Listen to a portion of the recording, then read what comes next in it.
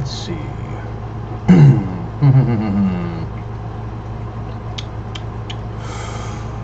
Will it work? I think it's working. I think it's working. Okay, so tools.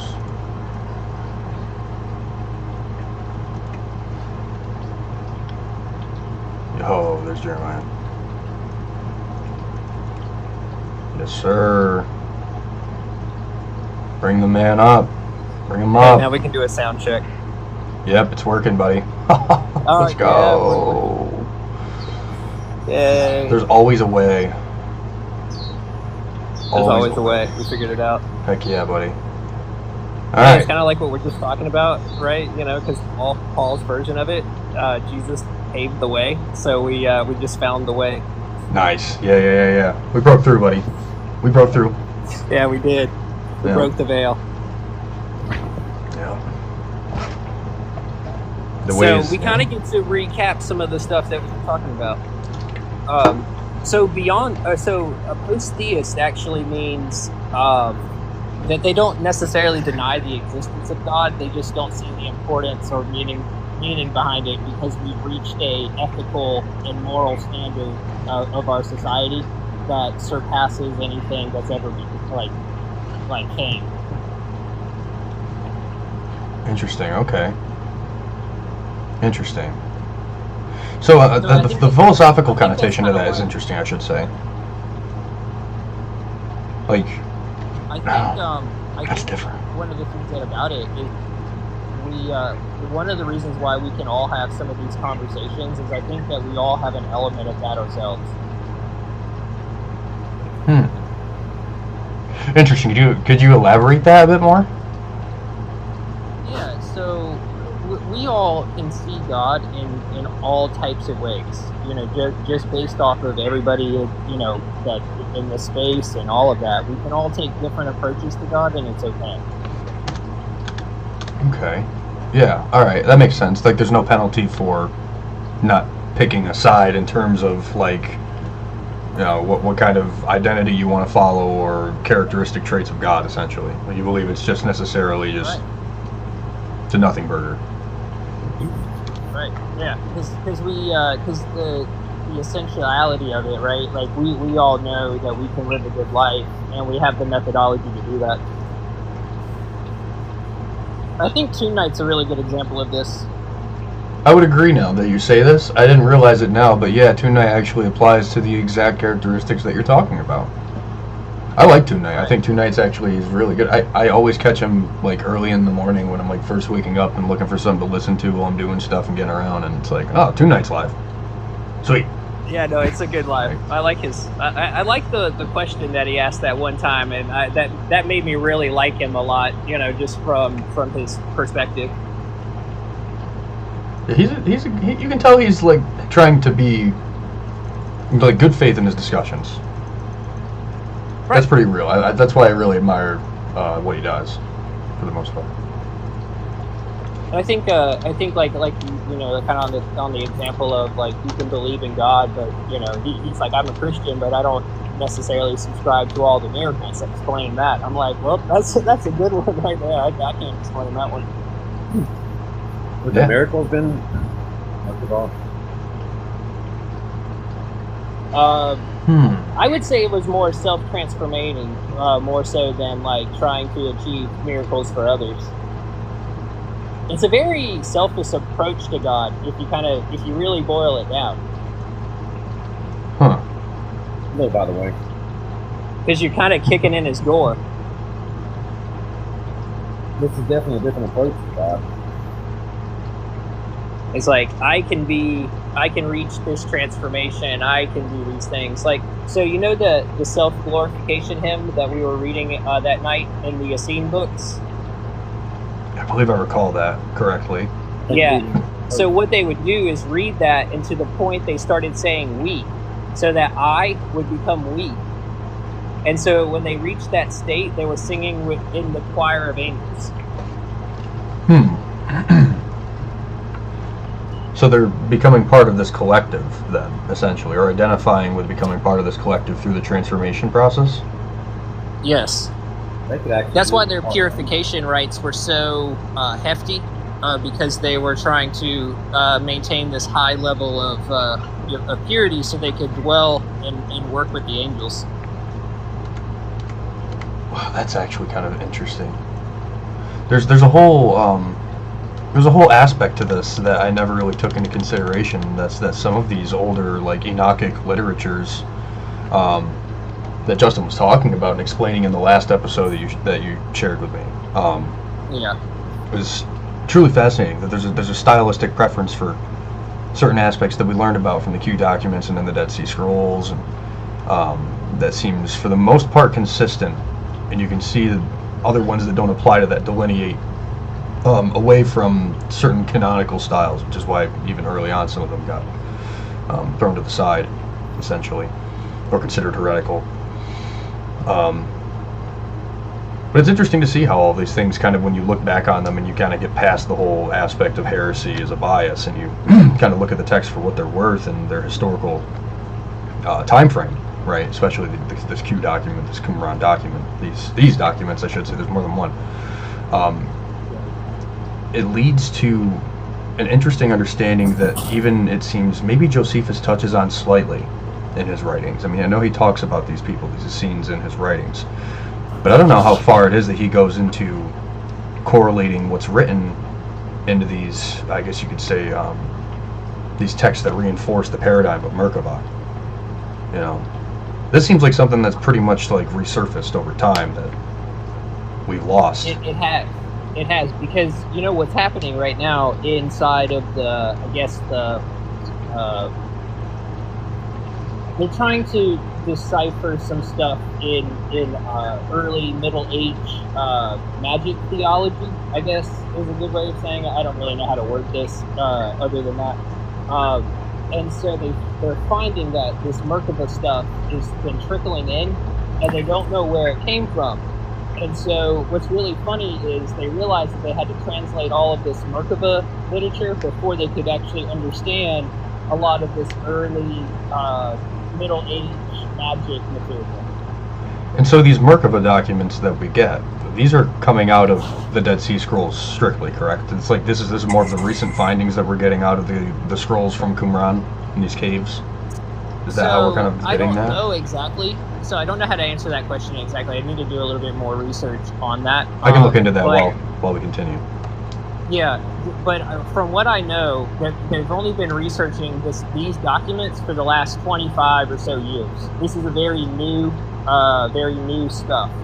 Okay, then I would imagine that it probably does connect to the findings of the Dead Sea Scrolls. I would imagine that these scrolls were, because I think when I looked into this, and we looked into this, I think even somewhat in the last live, and maybe not, these Q documents have more of a modern archaeological coding to them.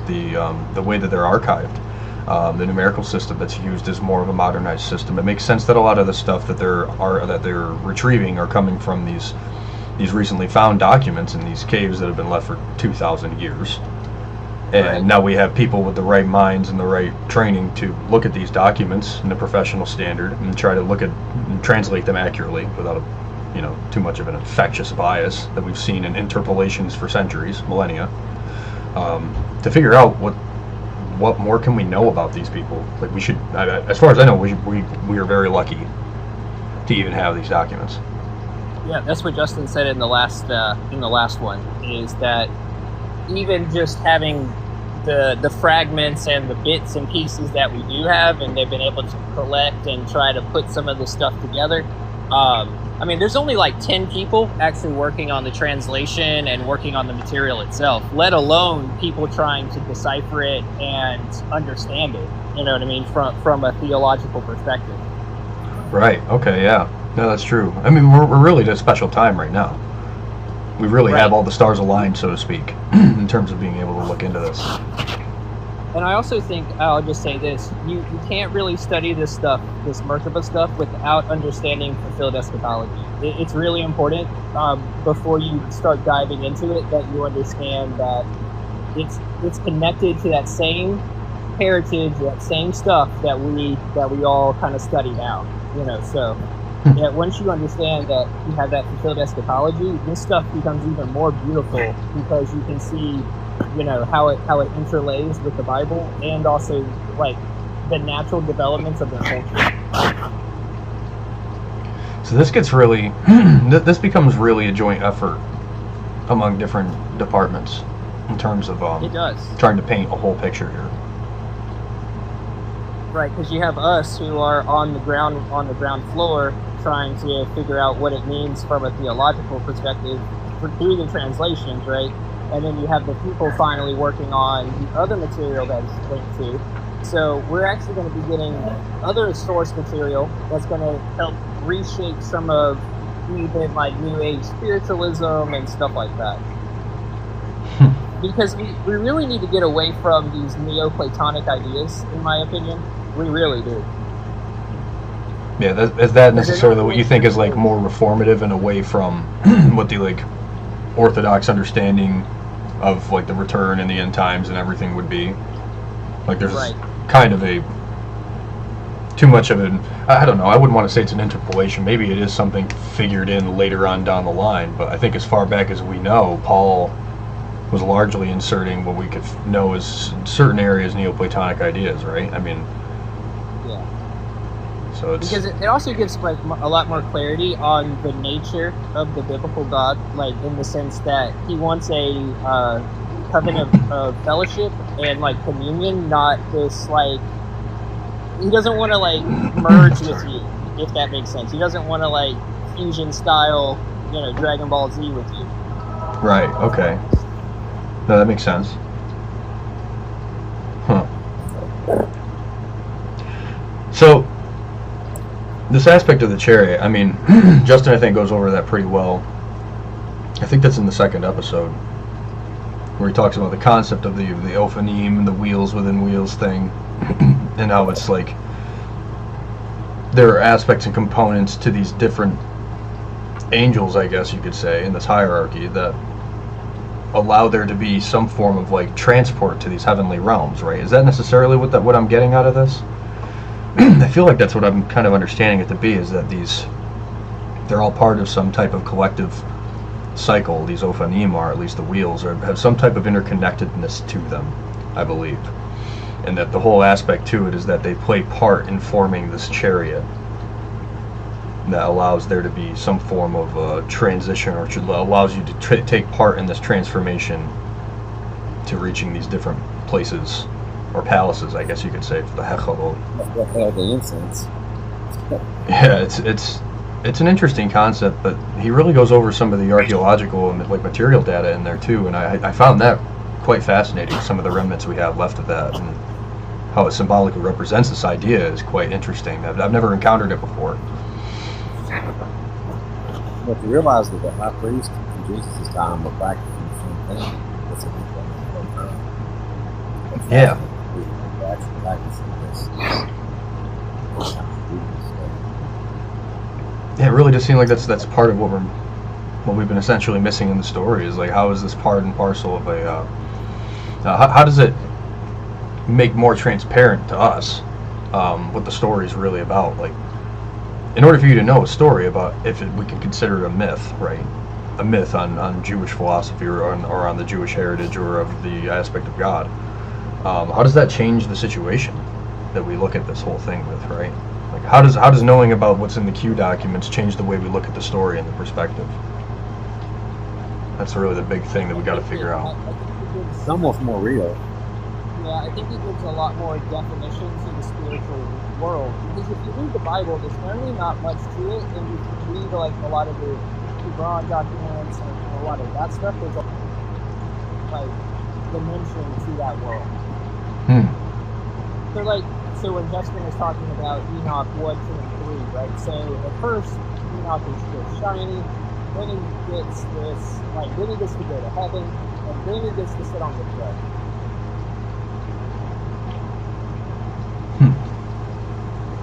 It's like this evolution of glorification. Right. So that's part of the transformation. Glorification is essentially, right? Yeah. because you're putting, so glorification, I think when we refer to this, we should refer to it back to like the kavod. So God's like that presence, or that I don't know how to describe it, but like that, the kavod is what you're putting on. So you're putting on this I don't know, this nature, or this element of God, but it's not like an essence. It's like a robe, basically, if you want to think about it like that. Okay, that's that makes sense. That connected it a bit more for me. Yeah, another way of saying it would be like you shed your fleshly robe to be able to have that like, I guess, transformation to that fiery spiritual nature. Okay, yeah. So that makes a lot of sense. I'm seeing it now. There's kind of an interesting pull that the Gnostics kind of actually acknowledged in this regard, which is that there's this specific and intriguing difference between the flesh as a garb and the spirit as a housing, and that there is this aspect of transformation that would occur in some way, shape, or form if you acted or did certain things, which, I mean, obviously that's not necessarily the case with what maybe we're talking about here, but perhaps it is. I mean, sacrifice was still, I'm sure, a key part in the whole Merkavah system, right? Because we're still in the aspect of the Old Testament. I would imagine that there's maybe some connection to sacrifice in this, but we could probably get to that. Jeremiah said he'll be right back. They talk about the angels doing like a metaphoric sacrifice, a bloodless sacrifice. Oh yes, that's right. And they were kind of mimicking that here on Earth with Right. Yeah, that's part of that. That's one of the. It's in one of the Q documents, if I'm not mistaken, for sure. That's in one of them. I think it's in one of the forbidden gospels or forbidden texts. But yeah, he talks about it in one video also. Really? Okay. Yeah, that's right. I think another good one to read in relationship to understanding Merkavah is the Testament of Levi, because in this one, when the character goes up to heaven, he sees the angels doing what's called bloodless sacrifices. Yeah, Aaron was actually just talking about that. Yeah. Right. So it's actually kind of like a play on or critique of the earthly temple, right? So you have all this blood and stuff like that, and so they were saying like we need to become more like these like angels, like more like these spiritual, giving up those spiritual sacrifices, not necessarily these like actual sacrifices. It's like they would see it in heaven and then copy it on earth. Because they would have these spiritual trips into the spirit realm, then come back and then build the temple and do the kind of trying to copy the angel, I guess. So one other thing too, I heard you talking about the Gnostics. One of the things when we're talking about this stuff is Justin Warren, he goes, do not do comparisons. Like, so view this as solely itself, because it's different than the Gnostics, even though they were coming to very similar conclusions. So like that's a very good example of how you could compare them, but it's more or less that this is verifiable data against each other, right? So this group was discovering this, and also this group. Interesting. Yeah, so there's just some forms of intersectionality there, is all, in terms of some delineations of agreement. Yeah, there's some forms of intersectionality, but it doesn't necessarily mean like they influenced each other or had direct connections. That makes sense. There's an evolution of thought for all this stuff, for sure. Kind of in an aspect. Baseline Gnosticism actually started forming around the same time all of this started forming as well. Yeah. So they're actually independent groups kind of forming around each other. One other quick point that he mentioned about Qumran is they're having trouble figuring out what actually was going on there. Because there's a lot of a lot of intersectionality going on there. Maybe, like Justin kind of joking was like, maybe it was a rest home for people, you know, where they would go, you know, in their older years, these priests, these scribes, you know, and all of that, and then they would, you know, just write and chill and talk, and so that's where you can kind of get all of this intersectionality. But it could also just be a retreat for the Essenes, you know what I mean? There's a lot of variety there, but Qumran's actually a huge mess for them right now in terms of scholarship and archaeology and trying to figure out what's going on in that larger picture. Is that because it's just like just current political distress in the area of some form? Is that really what it is, or? I haven't looked at it. I was just kind of going off of what he was saying. I haven't dove into like the history of why that is, but there's something there. Okay, no, I can look into that too while we're at it. But there's, and I wanted to get your idea on this because I know that I tried to word it in earlier, but the relationship with the Ophanim to this higher structure is part of the Chariot system, right? What is that all about? Is that necessarily like these, like the wheels within wheels concept is necessarily an aspect of the Ophanim, right? The description of the Ophanim, or yeah, they're the wheels within wheels, I believe. And they're in connection to this Merkavah, right? Like they're right. Part of a bigger. They're like they're the actual wheels or the support system to the base. But I think that this concept may have had evolution, just in my opinion. I think the glory cloud, I think you're actually onto something with that in terms of what they actually would go to, because they pray to this Lord of the Presence or something like that. I can't really remember. I was reading in the book. I'll have to go back and take notes, but they would pray to that, and then that's how they would go to it. So I feel the glory cloud, you know, that kavod is kind of linked to that presence as well. Because the presence translates to that S word. I can't remember it off the top of my head. Shekhinah, yeah, the Shekhinah glory cloud. Yeah, that's the presence. So they would pray to the presence for the transportation. Huh. Were they the only ones seeing it?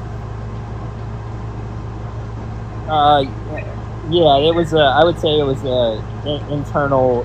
They were in like a trance state. Yeah, because that aspect of it is kind of interesting. You know, they really did feel like there's this connection from the temple to the heavens. That this cloud that followed over it essentially was like the hem of the robe of God. And that even the smoke of it filled up the temple and rose above it.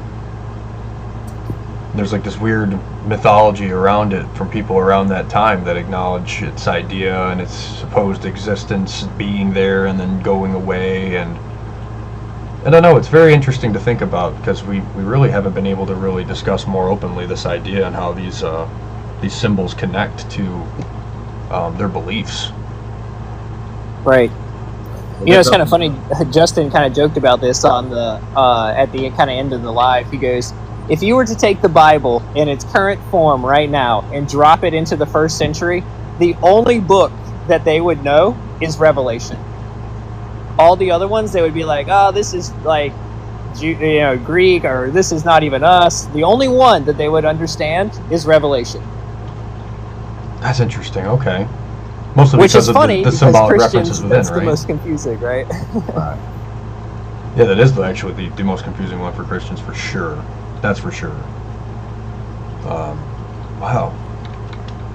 It's finding the apocalyptic language is interesting, just to see the type of language that is. But they also would understand the symbolism, the context of what they're talking about. Just they would understand the gematria that's inside.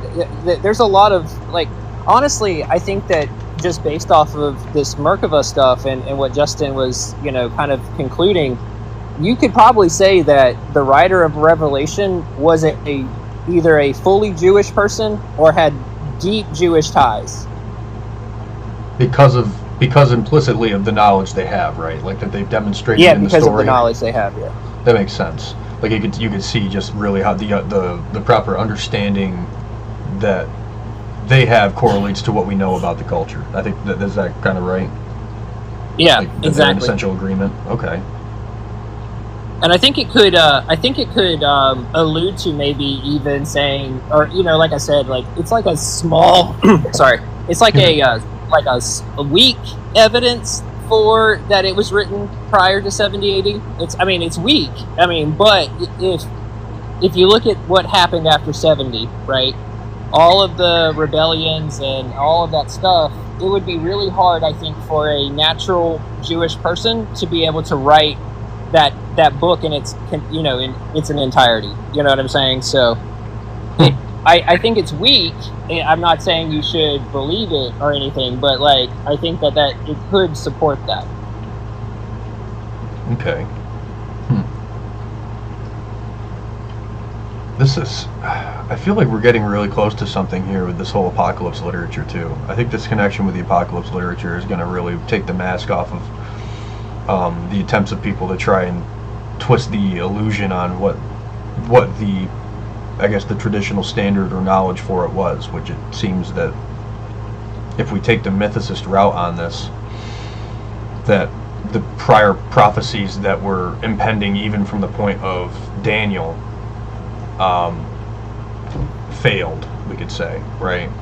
That they kept stretching the timeline down and expanding and extending the timeline to when things that they had written so long ago and written in the concrete, right, etched in the stone or whatever you want to say, never ended up showing up. They constantly went through all these different turmoils thinking that they would be saved, and historically we know that the vengeance did not come in terms of like avenging them. What their promise or their idea was. That's the main criticism deconstructionists and atheists have in terms of this regard. Also, but maybe there's something to this. Maybe there's a reason why there's this kind of revisiting of the apocalyptic literature and the extension of it. Perhaps there is something there. I don't know personally. Maybe there is something more. So Justin actually argues that we're not under Christianity. What we're under is Western apocalyptic identity. So if you really want to boil it down, that's what survived, right? So we have all of this.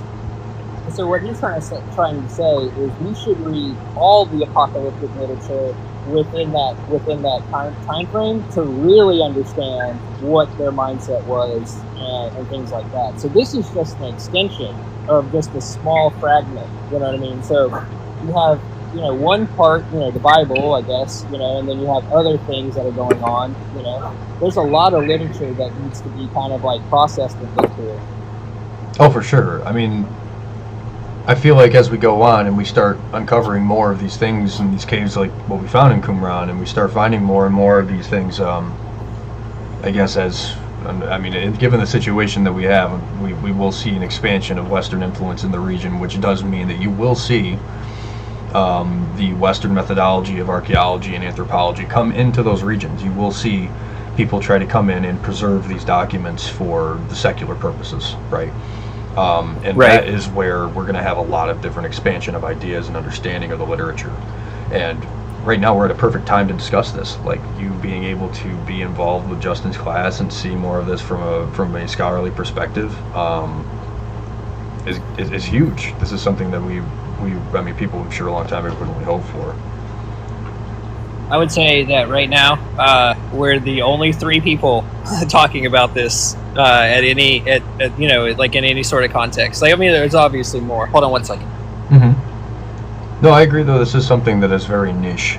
Merkavah is an idea, meaning a chariot, but there's a whole study behind this literature. There's an aspect to these identities that when you look back into the documents from Qumran and you're finding all of these essentially Second Temple period documents from what we believe may be the Essenes,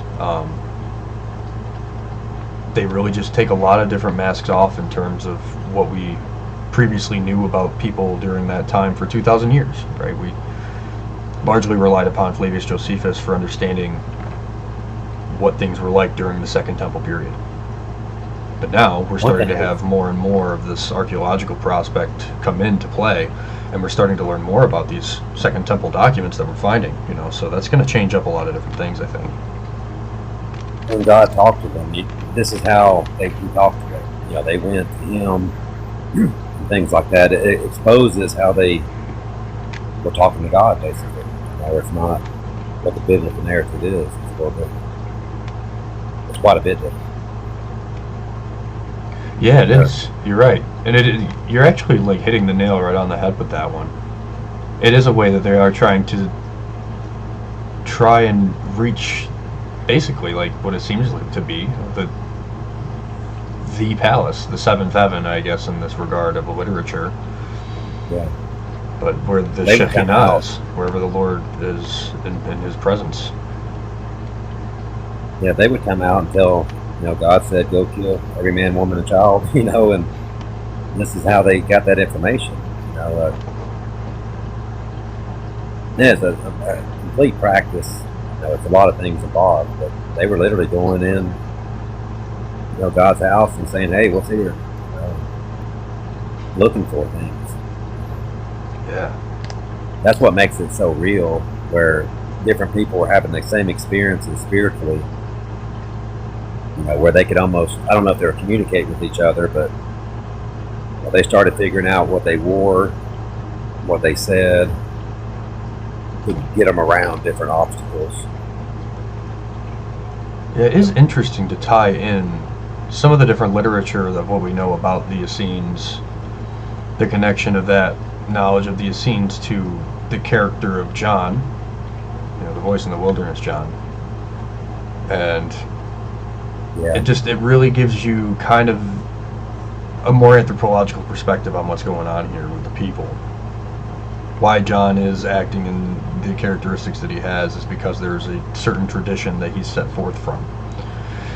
And that tradition that he's set forth from, it seems to be from this group that in the literature we call the Essenes, but to themselves they were not known as the Essenes.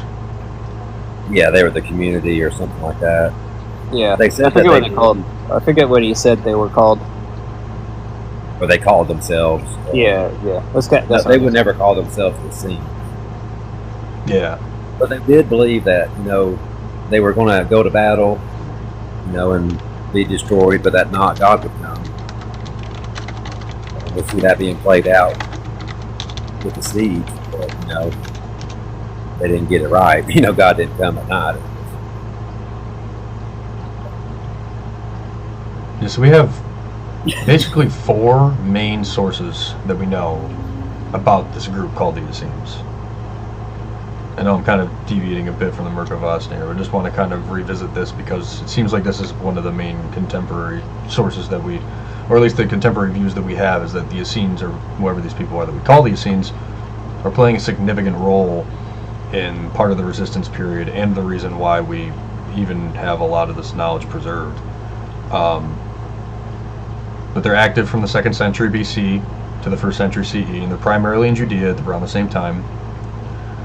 They have communities scattered in the towns and in the remote areas, notably near the Dead Sea. You can see where Qumran is on a map. It's not really that hard to find.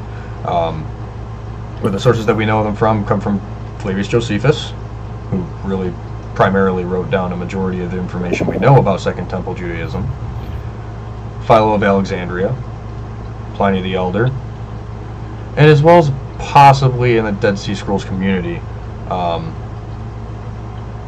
But basically you can look into their more core characteristics at a different time. I don't want to get too out of hand here, but really, they did a lot of prayer and a lot of study, had communal meals. They were known for wearing white garments, according to Josephus. They were kind of really careful to make sure they didn't mess them up. They lived pretty much very humble lives for the most part, very asceticist. They view themselves kind of in a more, I'd say, stricter sense of the temple system. And in a way, this does connect, it seems, to this mikvaot thing, where the ritual baths, right? That's kind of the interesting thing here too, is that there's this really interesting aspect of the mikvaot and the connection to John the Baptist in the wilderness. and it's not really highlighted that well in the Bible who these people are. Right. Yeah. So They just kind of, and they also kind of seem to blip out of history. You know what I mean? They're here and they're not, kind of thing. Very strange, at least in that capacity. Also, there seeming to be some intersectionality with Merkavah and this, in the sense that the exiled priest that came, I guess,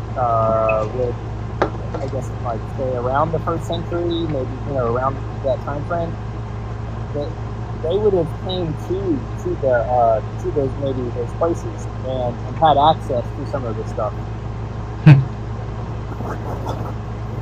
One of the things about it is that this stuff comes from maybe earlier priestly practice that then got disseminated, kind of got mixed around throughout the populace, and then the Jewish leaders or the priests were very afraid of what people were doing and what they were saying and things like that.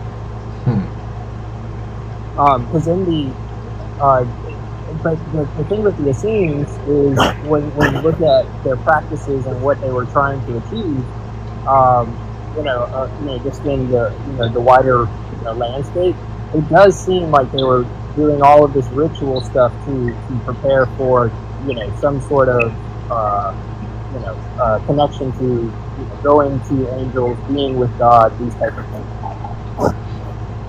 interesting. So they had this aspect of an apocalyptic view. It was still kind of in a sense a cosmic thing, right? Some sense of like a cosmic activity. But I'm curious how it is, and this is something we probably won't really know. Maybe we will. It'd be fun to kind of discuss down at a later date. But like how it is that maybe these groups viewed end time scenarios versus how some of the other groups did. Because I'm curious what their view of it was. Like if they're following this idea of Merkavah, I'm curious how it connects to like this aspect of fulfilled prophecy in end times. Oh, so I can make a little bit of connection for you. So Paul was most likely a practitioner. So we can go to 2 Corinthians 12, 1 through I think it's 13. And we can kind of look at that if you wanted to. But here Paul is talking about his journey to the third heaven, which is a Merkavah thing. The realms, the 7 heavens. So Paul was most likely practicing maybe a proto version of this. Maybe I don't really know, because he was talking about going to the third heaven. So I'm not exactly sure where he was talking about. I haven't got too far into it. We're actually going to be looking at that journey Sunday, so it's going to be kind of fun. Nice. But what he claims is that the Christ paved the pathway through all the trials of heaven. So you no longer have to learn all of these secret passwords and look at the angels in the right way. Hold on one second. Interesting. So this is really fascinating. So it really makes me think of this aspect of, if I have to get some credit here, an aspect of nirvana in a way. Like you're trying to fulfill certain actions and activities or rituals or certain levels of expectations to reach these different realms, and the purpose of being, it seems, is to reach that which is the highest. Yeah. And so if Jesus did that, and he did follow through with that, then that really kind of makes Merkavah a big key component in part of the fulfillment of all these things. It brings back the spirituality of it. And it gives it more identity. I mean, it gives it more like an actual narrative. Like a whole background narrative. Something that's completely missing to the story. Like when I read through it, I mean, there's parts of Paul that I'm just like still trying to figure out, that I'm like, what is this all about? But other parts of it are pretty clear. They're pretty well explanatory, and they're just letters. Some of the stuff Paul's writing are just letters. Here's probably practicing this. But at the scenes, they were not practicing. They just all met, at camp. Whatever the name. The Qumran? Yeah. Yeah. Okay. All right, I'm Yeah. back. Sorry. No, you're good. I man. got one more. I got one more break, and then I'll be completely free to chat and stuff. You're good, dude. No, you're fine. I just wanted to let you guys know. But yeah, so the other part that I wanted to finish off on was that if you had faith that he did this journey, then you would be able to follow the same journey as him. And then where it ties into fulfilled eschatology is just what we already know. So if you can just, what it does is it gives you a spiritual element, not necessarily just the fall of the temple. You can relate it to that. But then you have this message of Paul that when you kind of dissect the passages a little bit, because that's kind of what I'm doing, is that he was preaching the same kind of message to the Gentiles. You know what I mean? It was like, but it was a little bit different. It was kind of like I haven't figured it all out yet, but we're kind of, it was a little bit different, but it was kind of similar. More of the hit the block. Yeah, it was more of like this, you have access to God kind of message.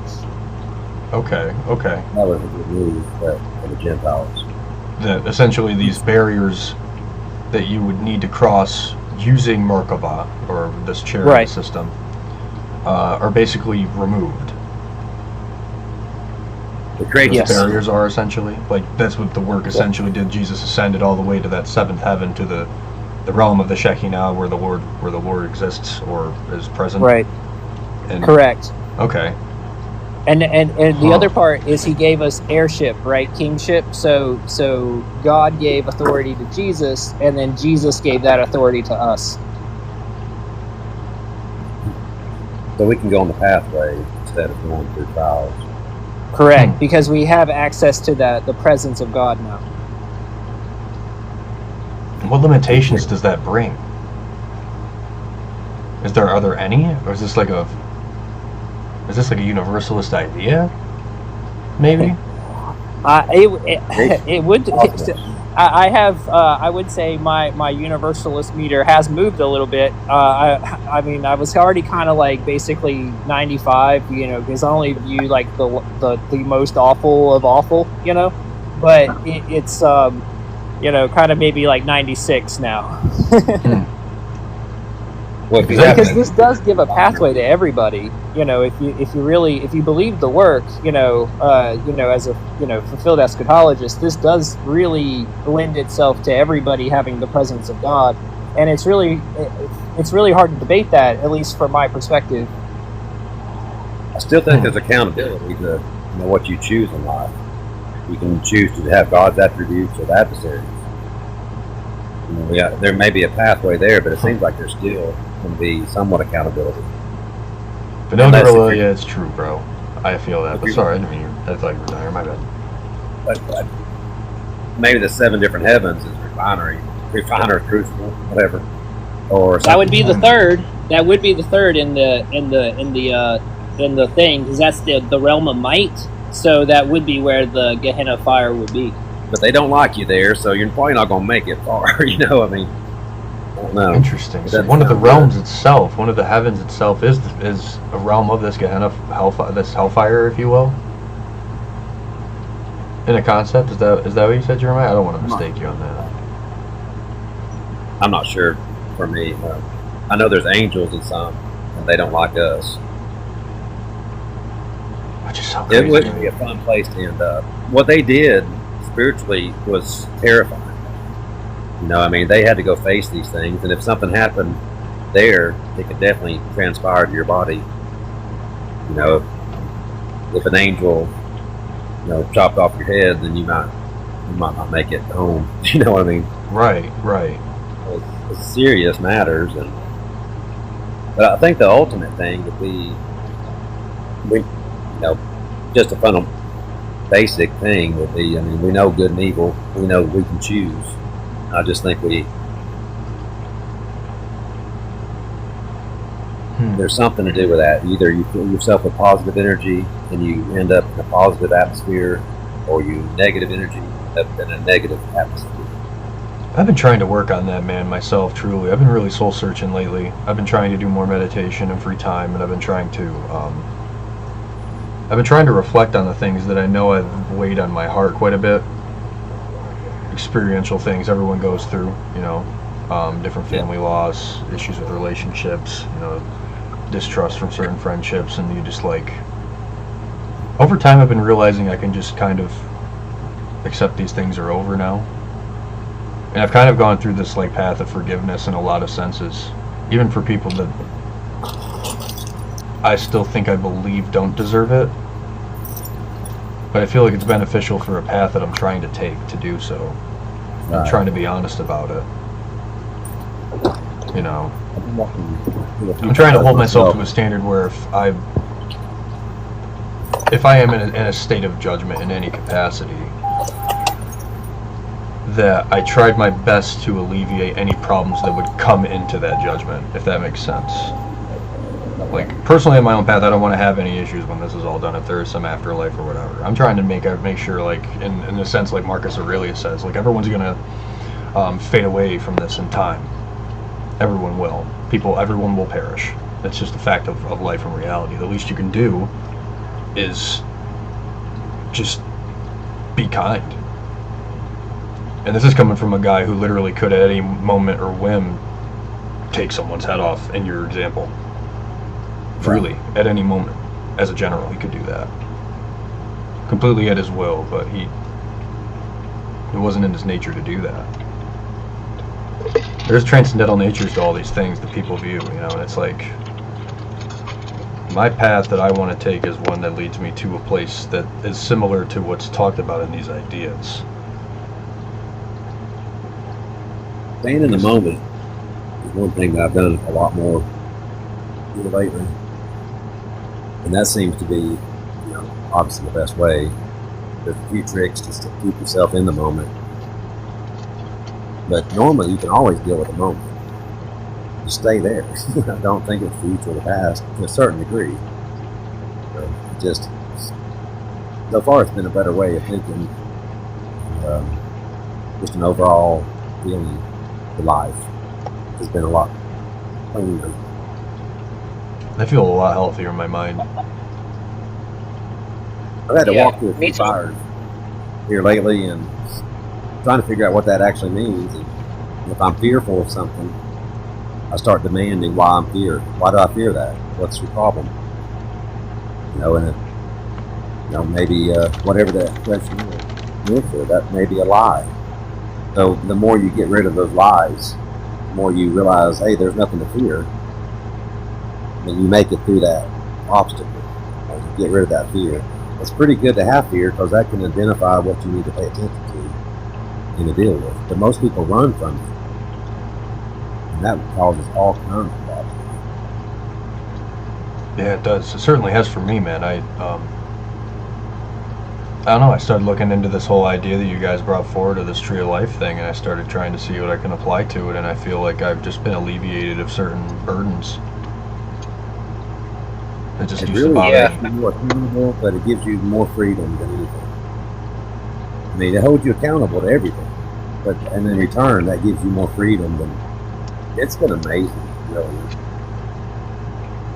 Yeah,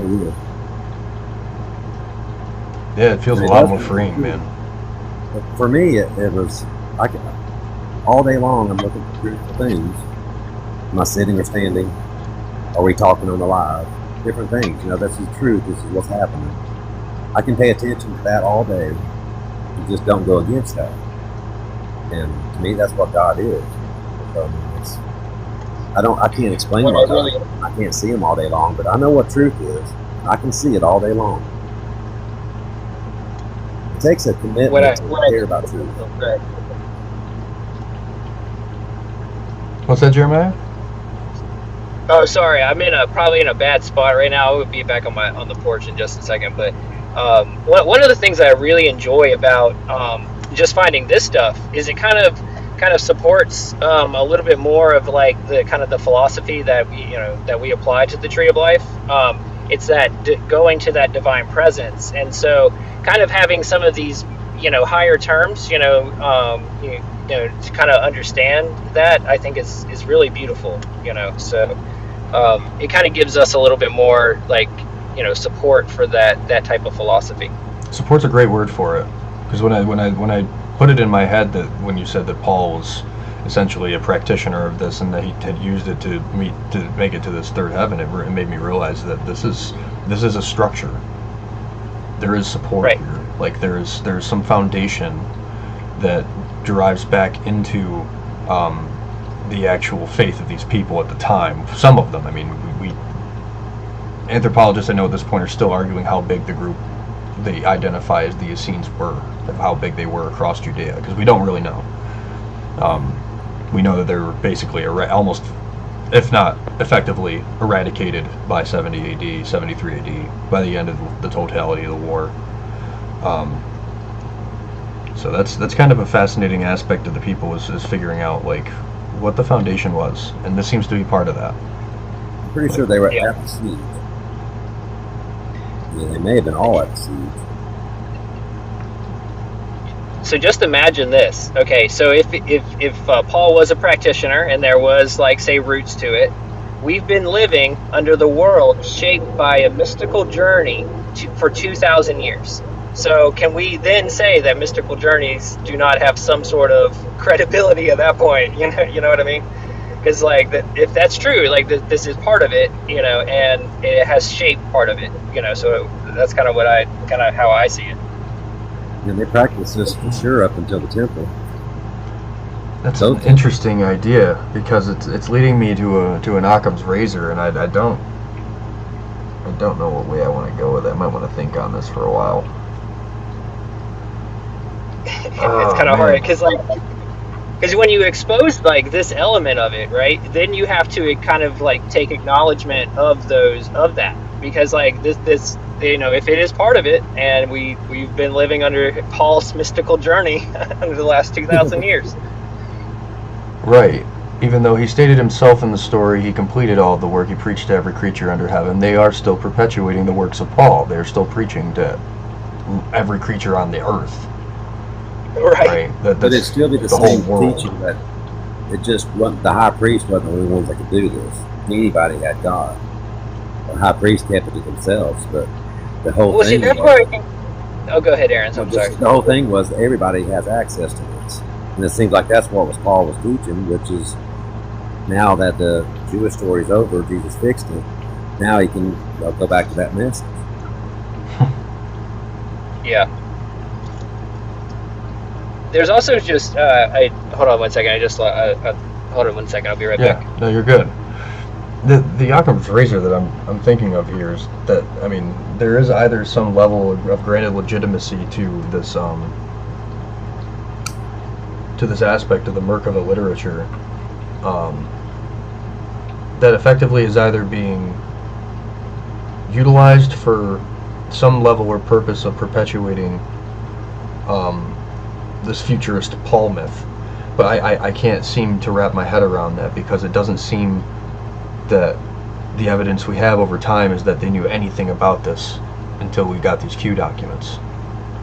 Well, and Merkavah ended 70 CE. That is the confirmed date that it ended. So you keep that in mind when you're factoring in like your Occam's razor, like just in your general thoughts. Like that is the confirmed date. So the Romans would have access to whatever is remaining, essentially, I would imagine, then. The Romans would have had access to things that weren't hidden in the caves. Yeah, that's kind of what I'm thinking.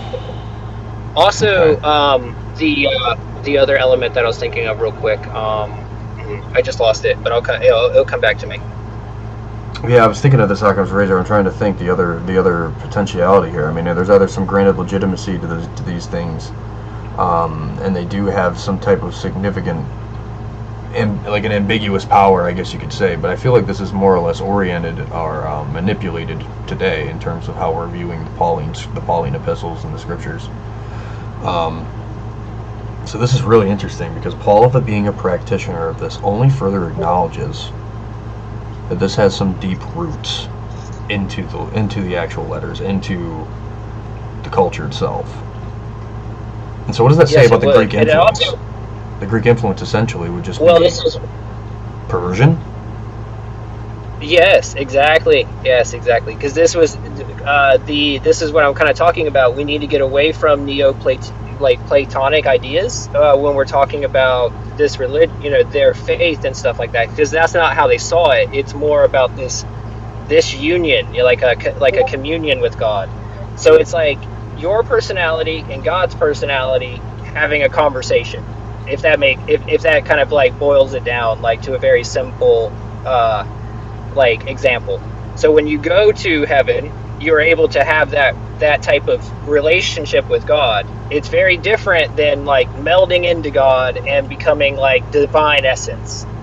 We're not going to become divine essence, but we're going to be able to be part of divine essence. Right. So we're gonna retain our individual characteristics, our personalities, our traits, essentially, things that are formed from what we describe of our consciousness, essentially.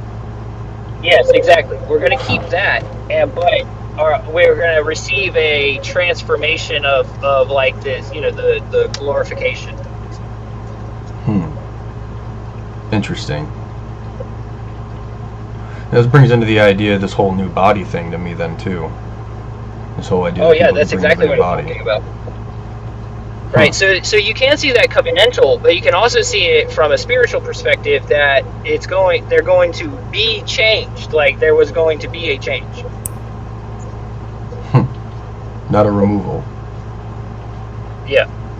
But see, this is where I think that Paul understood that the temple needed to fall. So that it's like all of this stuff I think goes hand in hand, right? Like, so you have to, like, this is why I said, like, in the very beginning of this, you have to kind of understand fulfilled eschatology to really be able to dive deep into all of the implications that this has, on a larger scale. Huh.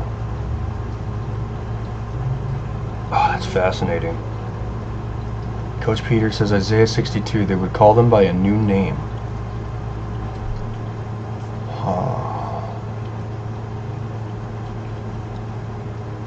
He's got a new name. Just a side joke there.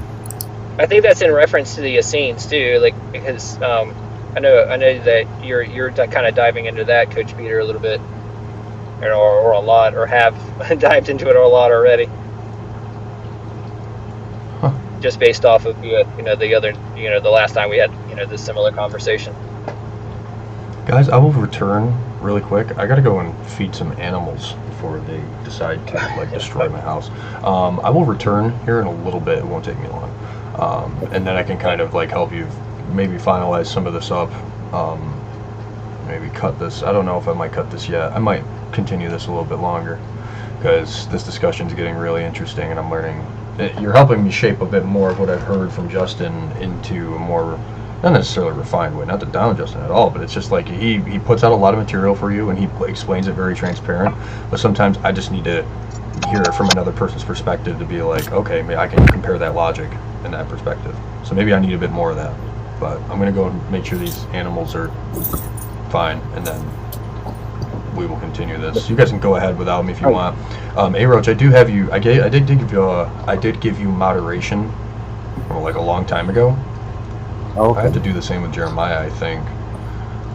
No, you're good. I don't even pay attention enough to be able to be a mod, so you probably just keep me where I'm at. It's just like if you wanted to bring someone up while I was gone or whatever, like definitely. Or somebody, you could definitely do that. Or if Coach wants to come up, he's always more than welcome to come up, man. Coach is a good guy, so.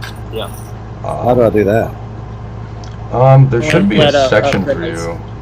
Oh, there you go. Yep, moderator invited CoachPeter to join live guest. There you go. You did it, dude. You did do that? Yeah. Oh. I didn't know what I was doing, Peter. You know, I was playing. I'll be right back.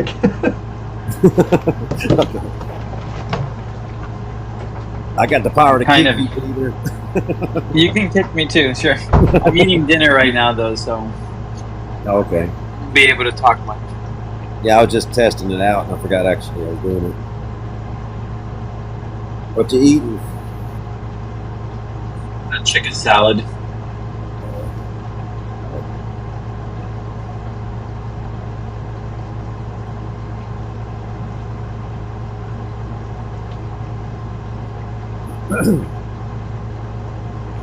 This seems like it's going to bring it back to a creation problem, not just a Jewish problem.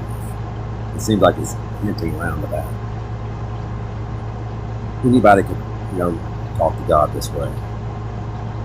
Most of the prophets were kind of more commoners. That's why the priest. This is interesting.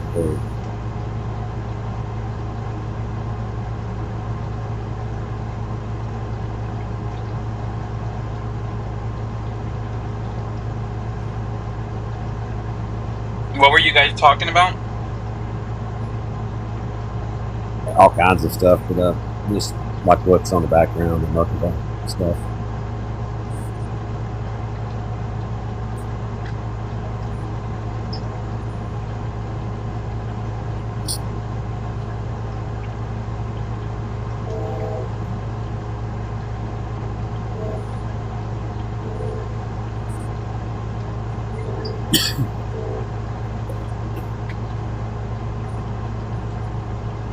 And you're going very deep into the symbolic meanings of things there.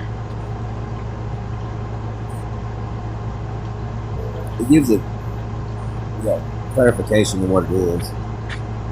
It brings a lot of spirituality back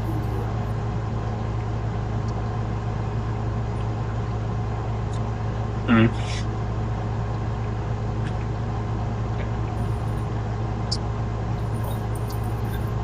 Hey, I'm back. Sorry. I had to go check on the person I work with. So I do supportive living with people with IDD. So I work at night. It's pretty fun.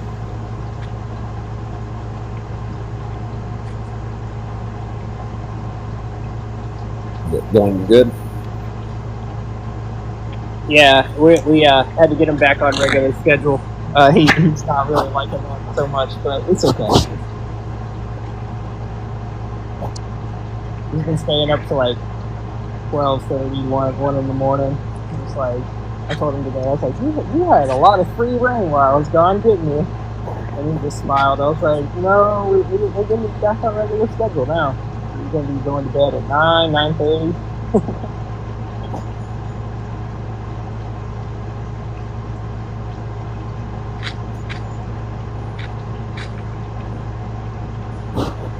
Yeah, this stuff's been really fascinating today. Just kind of diving into some of the spiritual applications, that you can kind of give, just in kind of the, just kind of in the larger scope of the whole literature. Not just the Bible. I know that's kind of important, but kind of evaluating like the whole cultural identity at the time. Like I think just kind of gives you, just another degree. It's just another surface. You can scratch. I think there's a lot of things you can kind of dive into, but this is just a kind of a fresher element because there's not a lot of people kind of like really being able to like translate this stuff. I think there's only like 10 or 12 like researchers being able to translate the material and just a lot of that stuff. So Justin, the guy in the comments, like he hosted a class. He's hosting like a seminar on it. And so it's basically like, well, we're going until we're done. So we're 4 parts into probably a 16 to 20 something part series.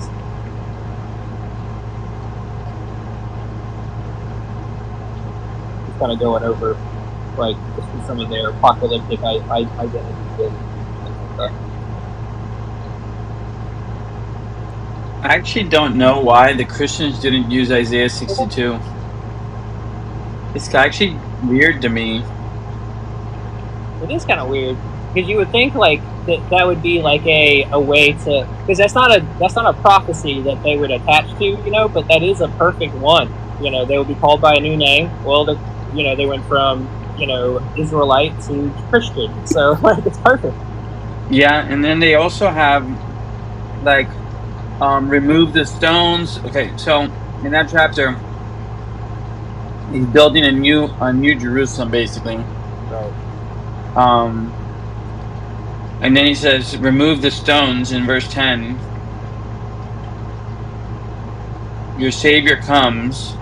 I mean, the whole chapter is like, I mean, I would have definitely used that chapter.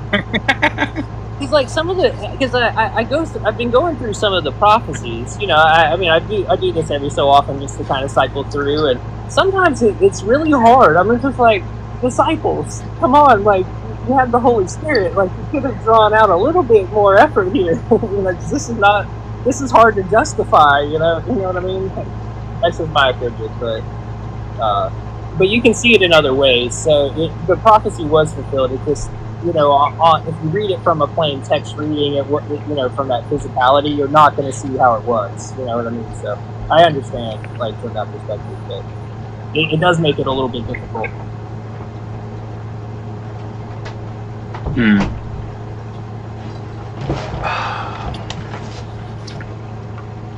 I have returned, gentlemen. I apologize.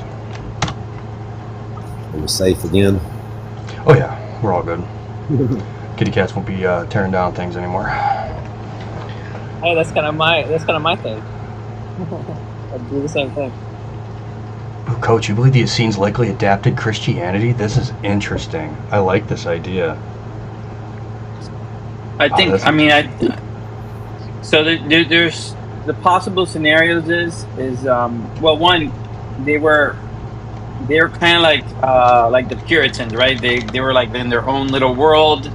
They thought everyone was a sinner. They thought everyone was not following the way of God. So they were like pretty much like antisocial, very reserved, had to be cleansed, followed the law to the T. Like they didn't believe in it, being with the Gentiles at all. So this is where I would say that could they have been along with that message of the New Testament church, because the New Testament church obviously includes the Gentiles later on in the movement. So I don't know. This is an interesting question to pose, because that is a very that's a hard delineating line between the two. The grafting into the Gentiles versus not believing the Gentiles should have even any access to the temple is kind of an interesting thing. Maybe there was some form of reconciliation depending on how the situation played out. That's interesting to think about. There might be some level of politic there. So I got just a quick speculation. So Paul had his little vision thing on Damascus Road, right? So weren't the Essenes like tied to Damascus? Like, so they believed that like the righteous leader was going to come out of there, or the Messiah? Because I heard you talking about this last time, so I just kind of want to make sure that I understood. I don't know if Damascus is literal though. Right, I understand. Right. I just meant just from a reference point. Maybe just from speculation, maybe there was a disagreement with maybe Paul and like the early Christian movement as a whole. Like, so maybe like he went there and they just kind of turned him away because like Paul kind of brings a radical message versus the others. He does bring. I mean, he's called to the Gentiles, right? Right. And his message is basically anti-Essene. Because 100%. Like the Essenes, the Essenes held a very high regard to the law. So they probably would have been the people in Acts 15, like, no, this is BS. This is BS. Like, if we're gonna let these Gentiles in, they at least have to practice the law. Like, what are you talking about here? The thing that's ringing with me so much so far is the connection with John the Baptist and this concept of the mikvaot, this ritual cleansing thing, and the similarities that he has to what we know anthropologically and archaeologically speaking about the peoples at Qumran. I'm just finding it fascinating. There is some strange connection with one of the most important characters in the whole of the story, the man who brings forward the Messiah, essentially, the Elijah to come. I'm just curious how that might be, why that connection is so intriguingly well designed and put together. It seems like they are trying to address some form of connection to the Essenes there, wouldn't you think? I mean, it seems like it, because they're the ones that were practicing those water rituals and stuff like that. They thought the temple was corrupt. John the Baptist and Jesus seems to teach the same thing.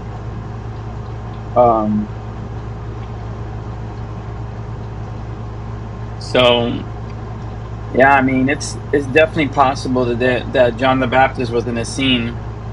That is a theory out there. I mean, it seems like it would have to be inferred, right? Like, there's no, like, smoking gun thing going on here where they're like, hey, he's part of X group that wears all, like, white clothing and, you know, eats of honey and locusts and does all these ritual cleansings. And I don't know, it just seems really interesting. I don't know. It's something to think about. The scene, you know, they lived off of themselves, off the land. They do more out to eat locusts and honey, you know, but it ties in with that too.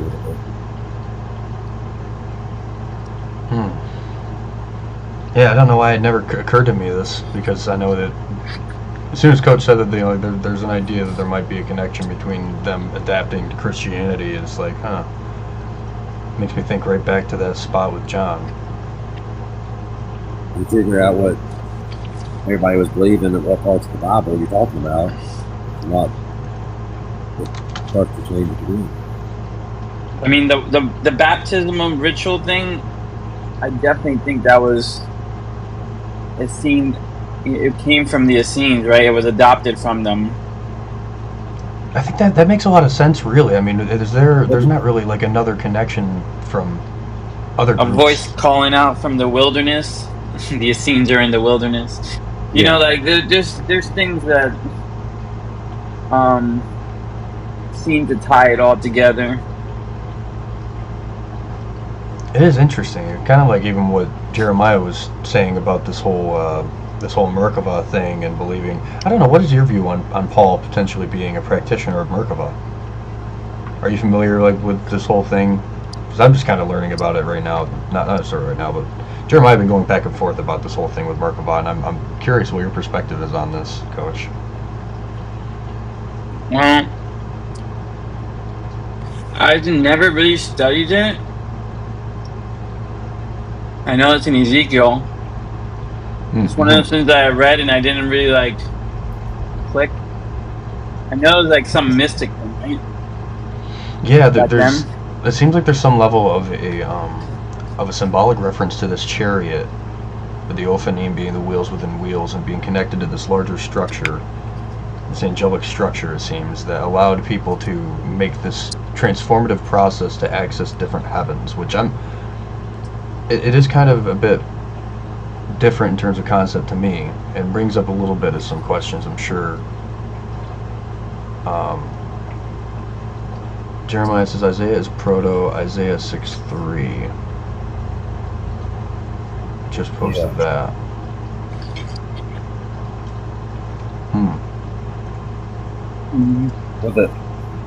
It's what the high priest believed. You know, in Jesus' day, going into the Holy of Holies, that's what they were doing.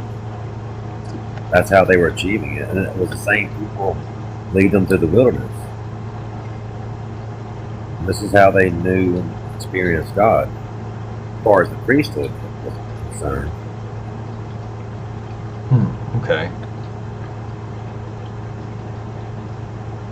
So they practiced this until the temple fell. Then they couldn't practice it. They didn't have a way to talk to God. Alright, I'm back. Wait, the train. Oh, you're good, buddy. It's not the train. Shake your fist in the air, you know. Jeremiah says it best. They kicked in the door. It's like, hey, let's see what's here. And had all these experiences and found God, or the ideal, or the all essence. And there's a lot to it. That's what it. Isaiah 6:3 is one of the first insights to practice.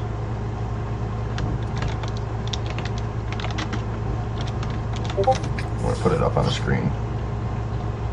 So this mirrors Enoch's journey, right? So first he becomes kind of like shiny, and then like he has the other one, and then he becomes the angel. So this is the kind of the evolution. So you have God. So it's kind of explained to me that Isaiah's either experiencing something, or He's gone to some sort, like he's in the temple, but like it's really hard to just describe it. It's either like a spiritual kind of experience or something that he's experiencing there. But I don't know. But that's like the first kind of like hymn that we have that kind of is like a mantra that they would use. Okay. So holy, holy, holy is the baseline song for the angels. It's not the Trinity. Every time. No. Every single time. Oh my gosh, dude, that's an interesting question too. Is this whole aspect of the Trinity, but this also kind of makes me think of the two powers question. With that, I feel like this kind of with that it kind of follows the same. With that, it kind of follows the same kind of like principles that we all kind of ascribe to. It was more or less a promised possession, though I think you could kind of see it as they could access the presence of God, whereas they may have had like separation. I'm not exactly sure. CoachPeter, you might could explain that a little bit better, but that's kind of how I see it. Because like they had the promise of the possession, but they were still under the first covenant. So like I'm not sure how that mindset would have played out. You know what I mean? So that's kind of how I see it. Interesting. Okay. Sorry, my ear thing disconnected and I completely got disoriented there. So I don't even know. You're fine, good, bro. You're good. Happens to me daily. I was pulling up your insight on. So how would you think somebody under the first covenant who's accepted the promise of the second covenant, how would they play that out? You know, like, do you have any insight on that? What do you mean, like? So do you, like, how would they live? Like, so would they have then recognized they have the presence of God, and so that may have been like, I mean, I don't want to say like the Holy Spirit's like something that exists now, but like that's kind of how I could kind of see that being, like they were able to go into the presence of God, like, you know, or have that mindset of. So it seems like when you read the book of Acts that they're still practicing the old system. Like Paul's still doing sacrifices to the temple. Okay. You know, he's still following the law by the letter to appease the Jews that are following the law. And this would go well with until heaven and earth pass away, not one jot or tittle would be removed from the law. And he tells them that they have to be they have to keep doing the law until the heaven and earth pass. So until the old system has completely passed away, they were going to still be practicing that system, even though they are starting the new system at the same time. So the two covenants are running parallel in that 40-year period. It seems like, at least that's what I don't see. I mean, I see them as almost attaining the union with God, but they're not quite there yet, right? They haven't. The old body is still alive. It needs to be put to death. So the old Adamic body, right? The Mosaic body has to be put to death, and then they will be able to live in the Messianic body for the rest of eternity. That's how I see it. Okay, that definitely answers like the question that I was kind of like posing, because like maybe because they would need that promised possession then to be able to have the feeling, or you know, or having that I guess dwelling with God or whatnot, if they were under that old covenant, still having to practice it out.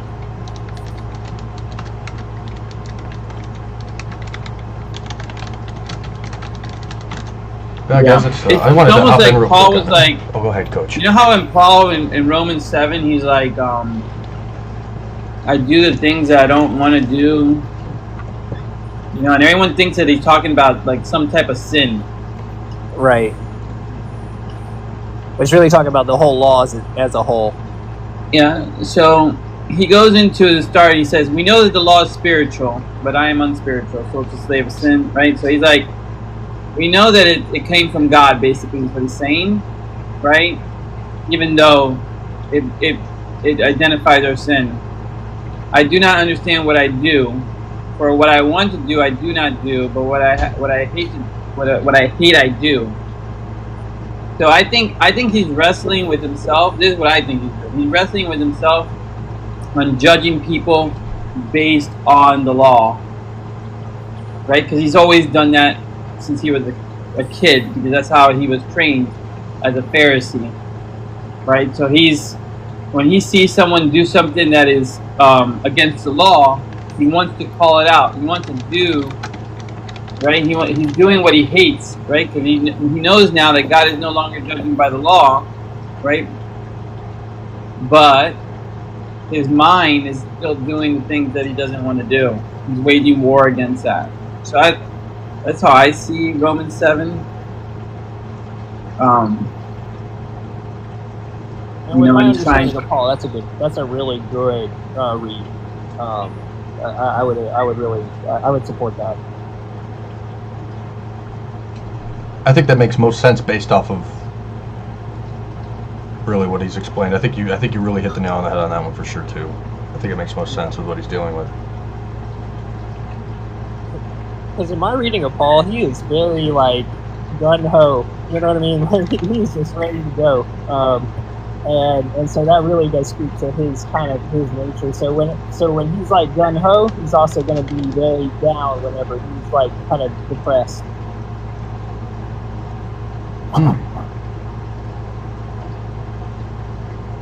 What's up, Babs and Alan?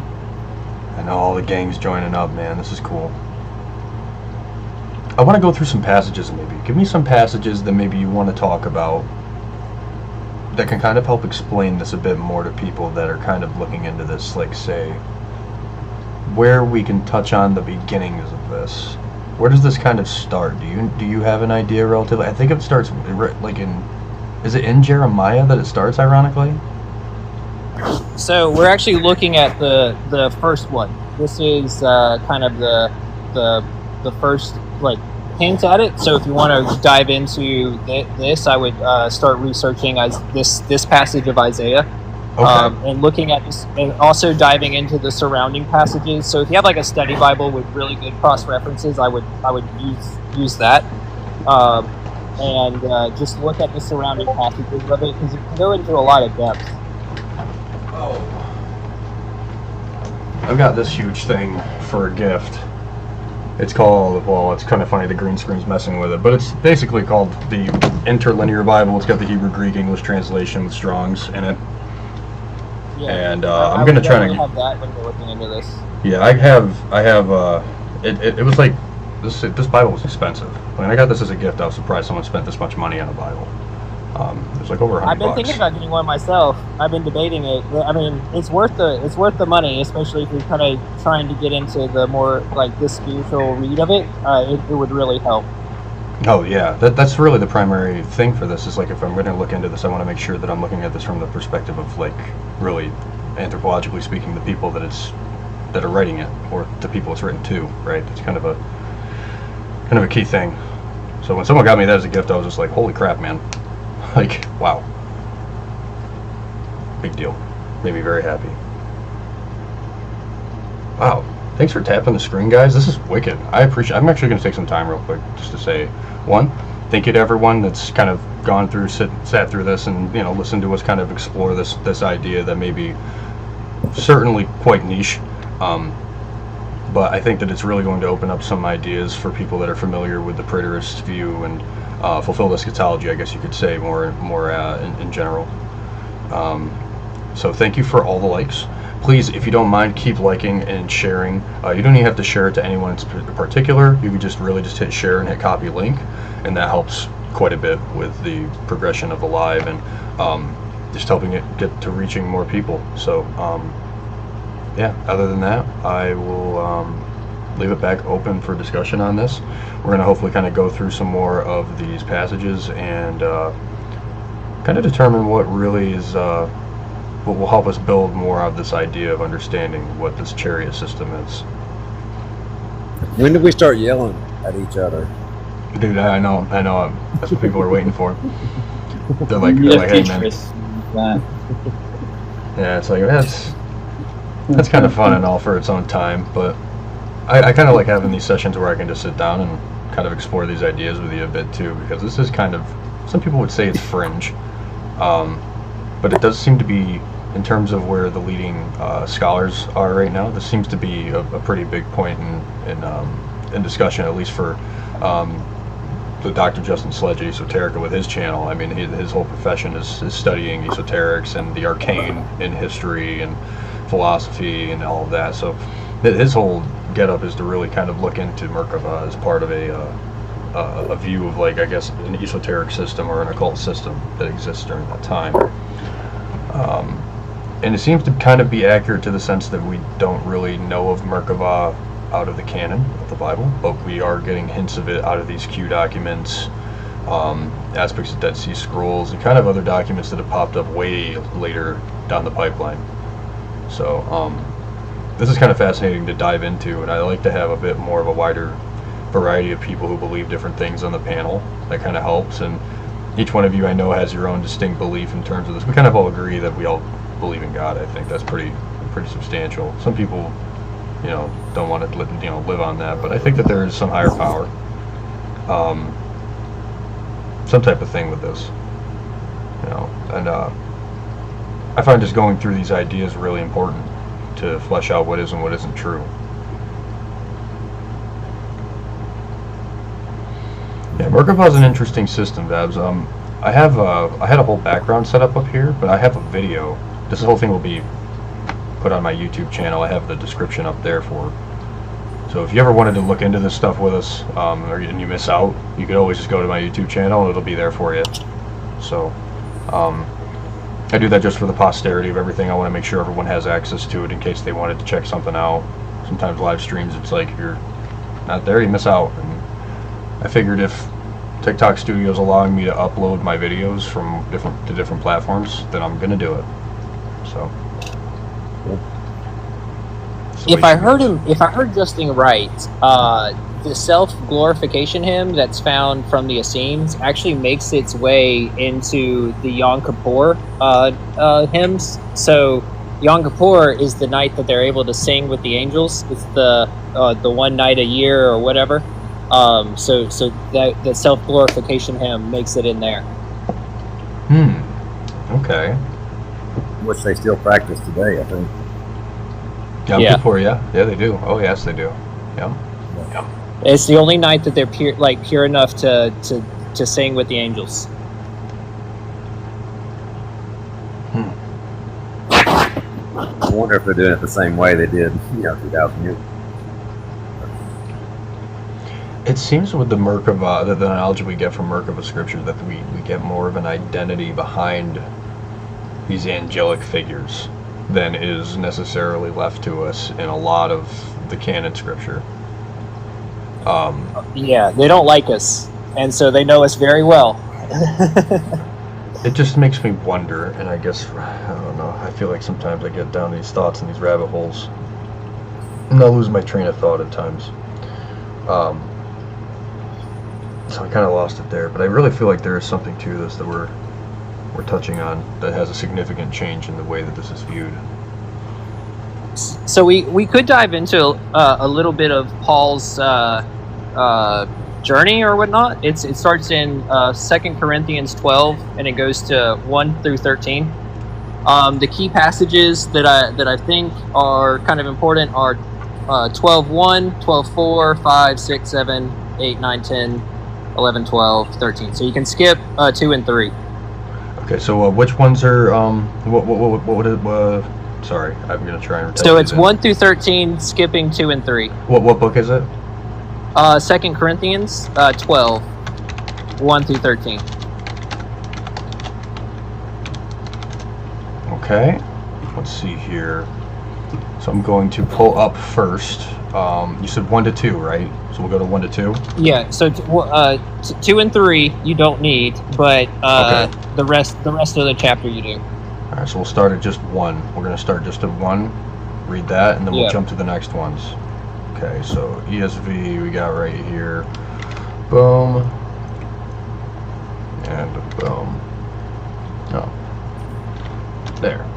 And there. Oh my goodness. Malleable backgrounds, buddy. All right. At least it helps, though, so that other people can follow along. Okay. No, it does. It really does. Because this is kind of important, because you're kind of like interpreting a vision, which we're going to be doing next week. So this is kind of like we're kind of jumping the gun a little bit, but this is going to be fun because if we're all right, this actually proves like we can do this in a certain way, you know. So this is pretty cool. Huh.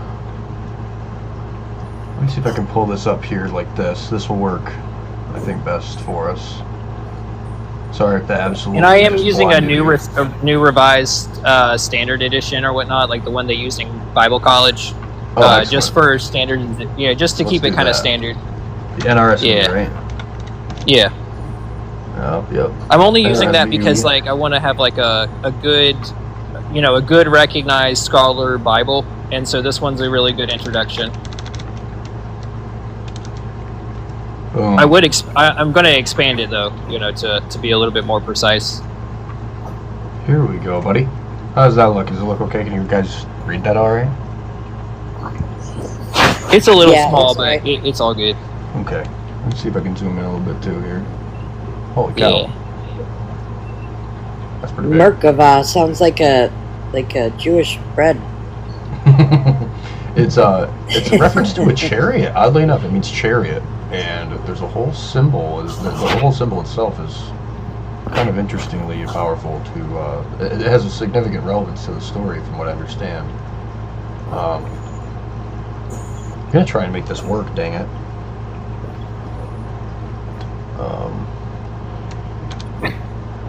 Okay, so we're just gonna roll through it. I will set this up the way I can, and I'll highlight it. Maybe we can see it a little bit easier that way too. It looks pretty good like that. Is that fine? Okay. So we're going to start at 2 Corinthians 12. It is necessary to boast. Nothing is to be gained by it, but I will go on to visions and revelations of the Lord. Okay. You can skip 2 and 3. They're not really important for Okay. discussion. Okay. Caught up in the paradise. Okay, so on behalf of such a one I will boast, but on my own behalf I will not boast except of my weakness. But if I wish to boast, I will not be a fool, for I will be speaking the truth. But I refrain from it, so that no one may think better of me than what is seen in me or heard from me, even considering the exceptional character of the revelations. Okay. Therefore, to keep me from being too elated, a thorn was given me in the flesh, a messenger of Satan to torment me, to keep me from being too elated. 3 times I appealed to the Lord about this, that it would leave me. But he said to me, quote, "My grace is sufficient for you, for power is made perfect in weakness," end quote. So I will boast all the more gladly of my weakness, so that the power of Christ may dwell in me. Therefore, I am content with weaknesses, insults, hardships, persecutions, and calamities for the sake of Christ. For whenever I am weak, then I am strong. I have been a fool, you forced me to do it. Indeed, you should not have been the ones commending me, for I am not at all inferior to these super apostles, even though I am nothing. The signs of an apostle were performed among you with utmost patience, signs and wonders and mighty works. How have you been worse off than the other churches, except that I myself did not burden you?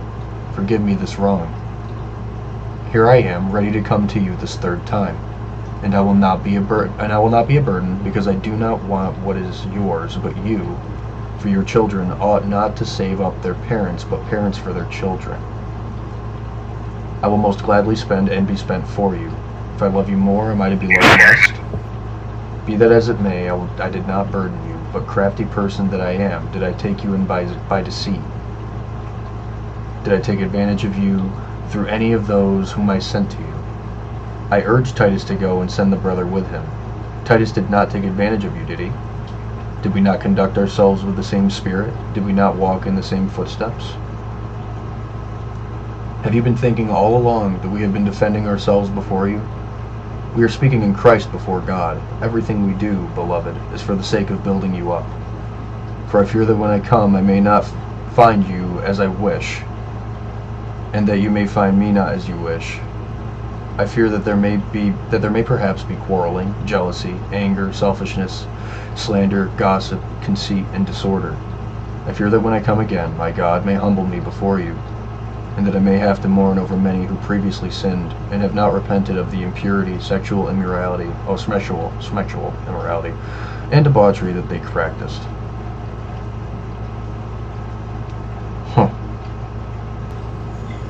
So what is this saying? So for the main points of discussion are the 1 through 13. 1 through 13, okay. Yeah. So this is it right here, in a sense. This is the main part. 3 times I appealed to the Lord. Okay, so he's saying, to keep me from being elated, a thorn was given me in the flesh, a messenger of Satan to torment me, to keep me from being too elated.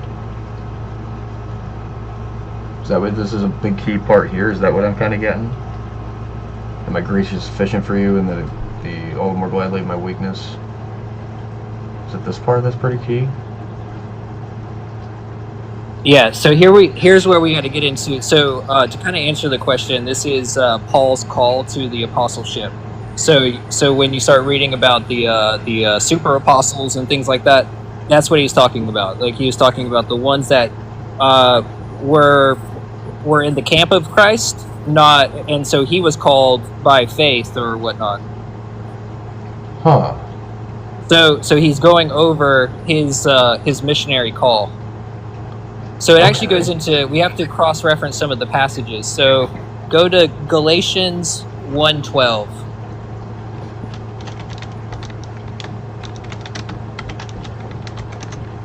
Okay. For I did not retrieve it from a human source, nor was I taught it, but I received it through a revelation of Jesus Christ. Yeah. So now go to 1 Corinthians 2:10.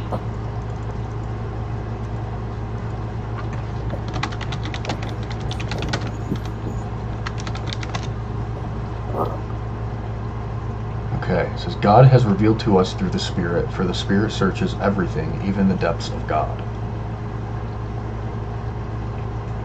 Huh.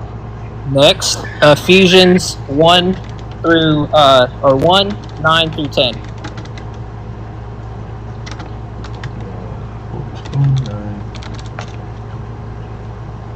Okay, he has made known to us the mystery of his will, according to his good pleasure that he set forth in Christ, as a plan for the fullness of time, to gather up all things in him, things in heaven and things on earth. Interesting, okay.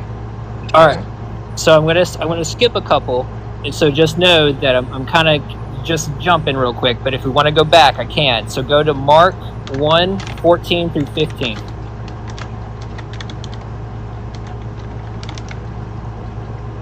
Okay. The beginning of the Galilean ministry. Now after John was arrested, James came to Galilee proclaiming the good news of God and saying, quote, the time is fulfilled and the kingdom of God has come near. Repent and believe in the good news, end quote.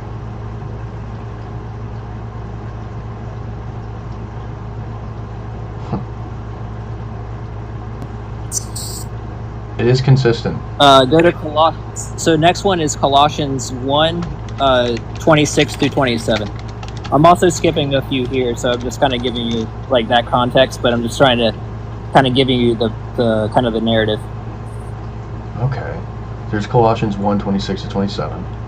The mystery that has been hidden throughout the ages and generations, but has now been revealed to his saints. To them, God chose to make known how great among the Gentiles are the riches of the glory of this mystery, which Christ is in you, the hope of glory. So what does that connect with? Mark 1:14 through 15. Okay. Okay.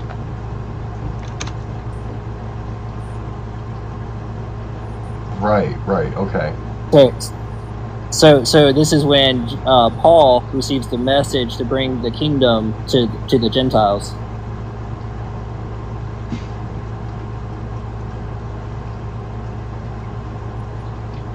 Interesting. I have some other notes, but it's really in depth. I'm really trying to dig in, but it gets a little bit more heavy as well. Well, it's fine because I have there's a lot of like, so we can always revisit this. Yeah. So I'll kind of jump ahead, or you want me to kind of go back? Maybe I can kind of give you that context. So Romans 16:25 to 26.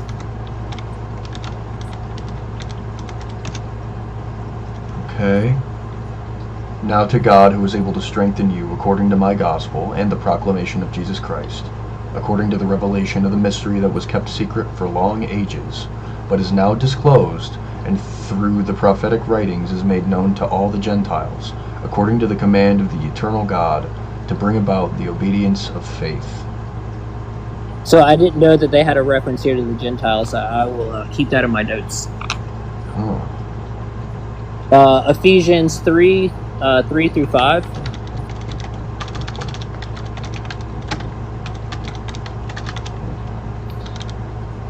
Okay. And how the mystery was made known to me by revelation, as I wrote above in a few words, a reading of which will enable you to perceive my understanding of the mystery of Christ. In former generations, this mystery was not made known to humankind, as it has now been revealed to his apostles and prophets by the Spirit. And then you have Ephesians 3:9.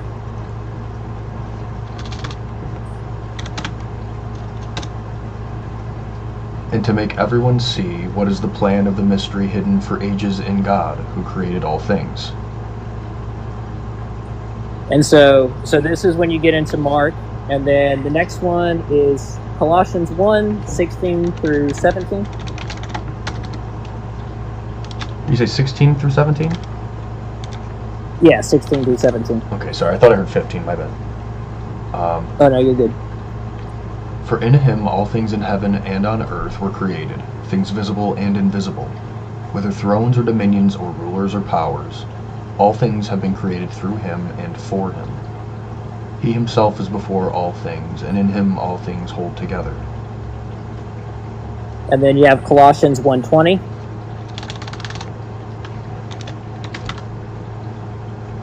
And through him God was pleased to reconcile to himself all things, whether on earth or in heaven, by making peace through the blood of his cross.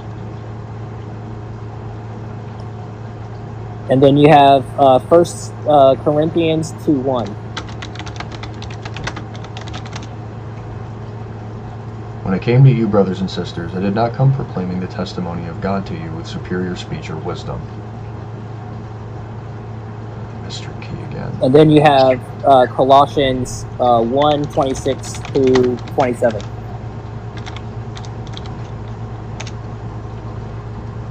The mystery that has been hidden throughout the ages and generations, but has now been revealed to his saints.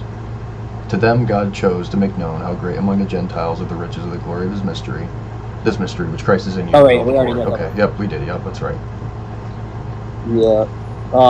So I think Matthew 11:25 through 27 is the exact same thing as the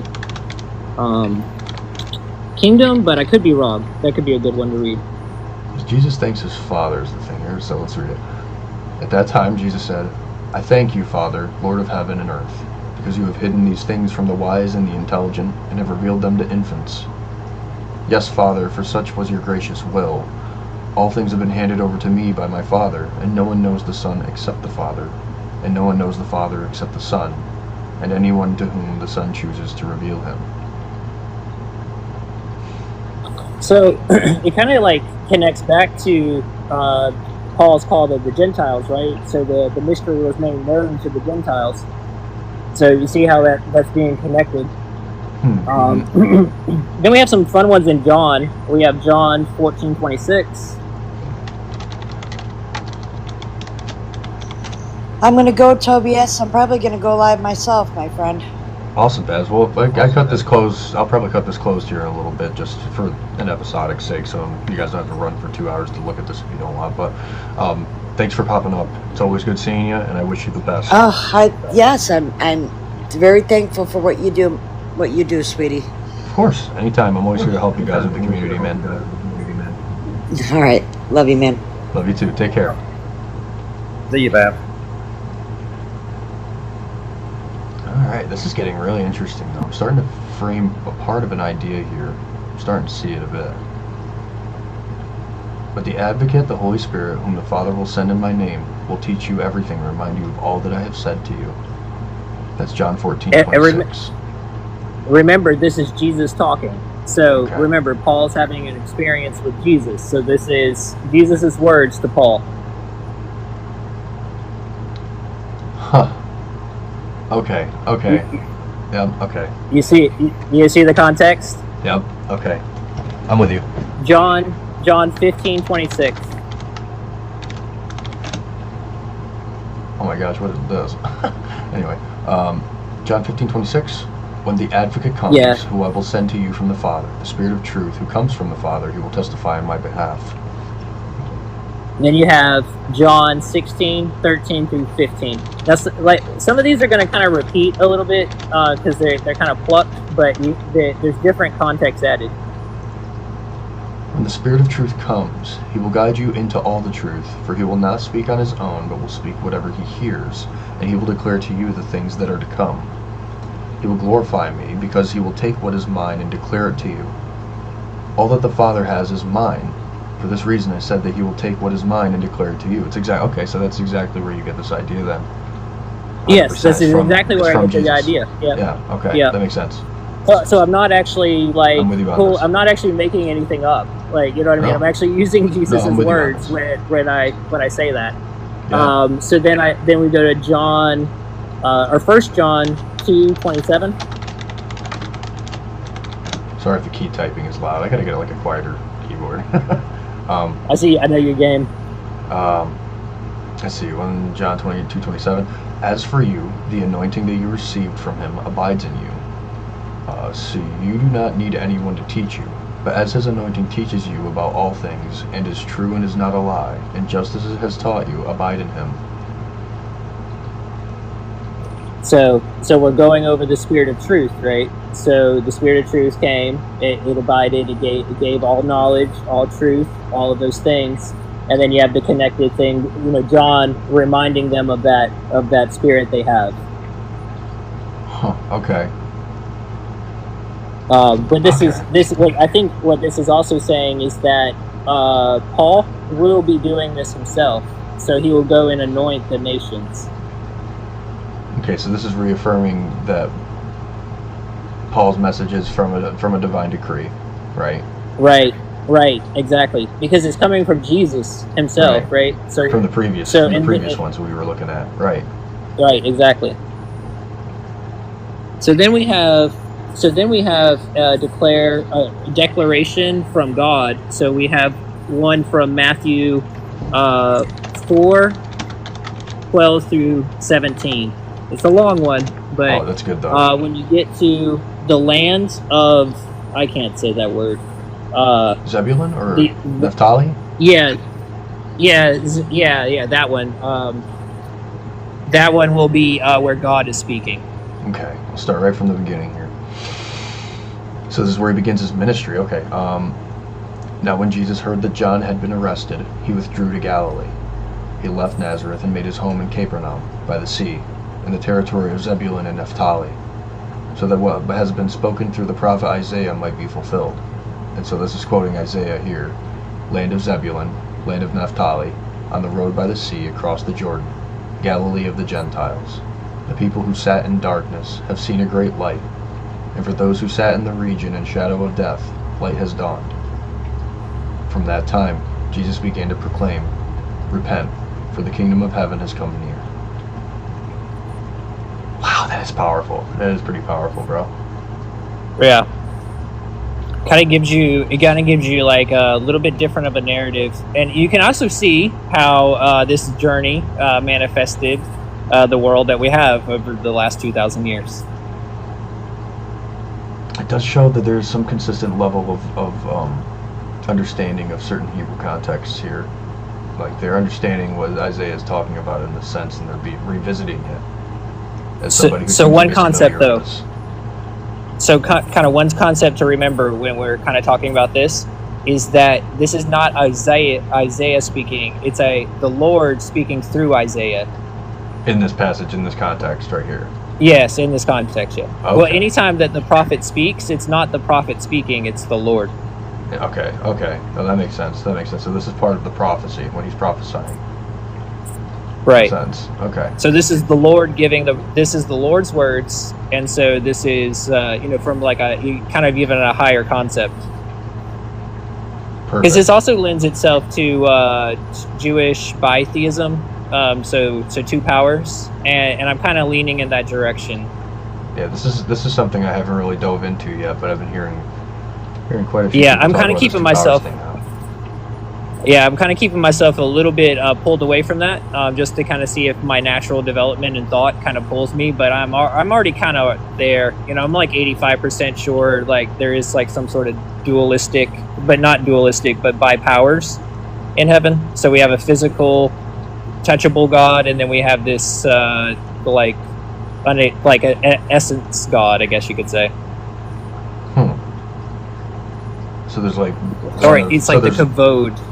Okay, so there's like one that's of a god of forms, essentially, right? Right. It would be like a god of forms, and then one would be a god of source, almost, or essence. Right, something like that, yeah. Huh. Or mind or consciousness, something to that effect. Okay, and it's the nature between the two that kind of help bring consciousness to the table. Well, I would say that so it's actually a way for people to have a connection with, say, like. So I think when we have this discussion, we have to figure out a better way of framing it. So I think when people argue about God, like existence, I think we have to argue in that type of capacity. So there's this untouchable God, but then there's also a touchable God at the same time. Huh, okay. Interesting. So it encapsulates aspects of metaphysical principles. Right. So kind of like Beloved just said here, I actually believe that it's the Logos. I actually really do believe that. Like, I think like if we're going to philosophically talk about it, or even just theologically talk about it, I think the Logos fits that concept very, very well.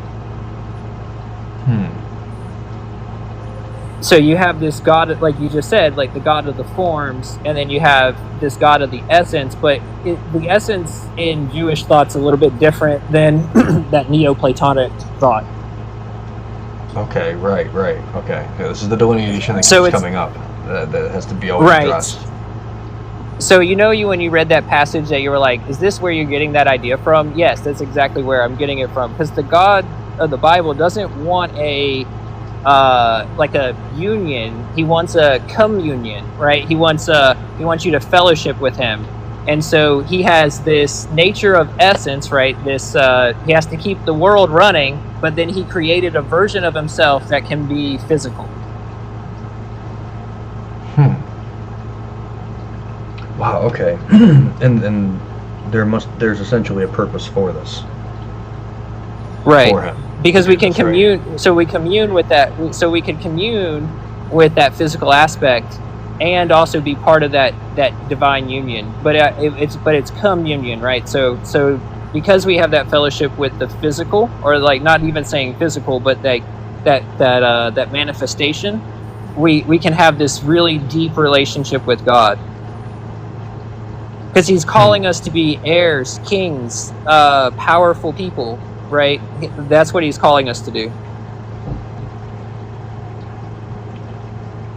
And in that sense, really just to bring about a more fruitful future.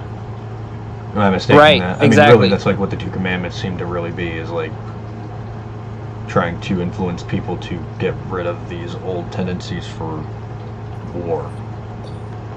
what I honestly think it's trying to do is break people out of the idea of dualistic mindsets. I really think that once you embrace fulfilled eschatology as just one example of this, it breaks you out of this mindset that it's either good or bad. Now you have this perspective where you can weigh, deeper meaning behind a lot of this stuff. You know what I mean? This is why I think it's very important as we go along that we try to, I want to say this very carefully, but try to leave a better theological picture for the future generation.